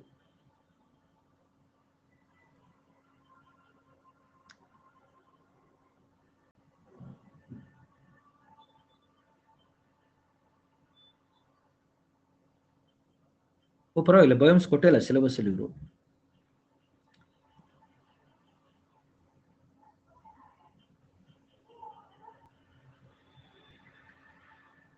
ಪರವಾಗಿಲ್ಲ ಬಿಡಿ, ಸಿಲೆಬಸ್ ಕೊಟ್ಟಿಲ್ಲ ಅಂದ್ರೆ ಇನ್ನೂ ಒಳ್ಳೇದಾಯ್ತು. ಓಕೆ, ಆದ್ರೆ ನಾನು ಕವರ್ ಮಾಡ್ತೀನಿ, biomes of the world cover ಮಾಡ್ತೀನಿ ನಾಳೆ, ಆಯ್ತಾ. ಥ್ಯಾಂಕ್ ಯು ಫ್ರೆಂಡ್ಸ್, ಎಲ್ಲರಿಗೂ ಒಳ್ಳೇದಾಗ್ಲಿ, ಚೆನ್ನಾಗಿ ಓದಿ. ಧನ್ಯವಾದಗಳು. ಪ್ಲೀಸ್ ಕೋರ್ಸ್ ಬಗ್ಗೆ ಹೇಳಿ ಎಲ್ಲರಿಗೂ, ಸೊ ನಮಗೂ ಸ್ವಲ್ಪ ಹೆಲ್ಪ್ ಆಗುತ್ತೆ ಅವಾಗ. ಥ್ಯಾಂಕ್ ಯು ಎಲ್ಲರಿಗೂ. Okay, ask everyone to join the course.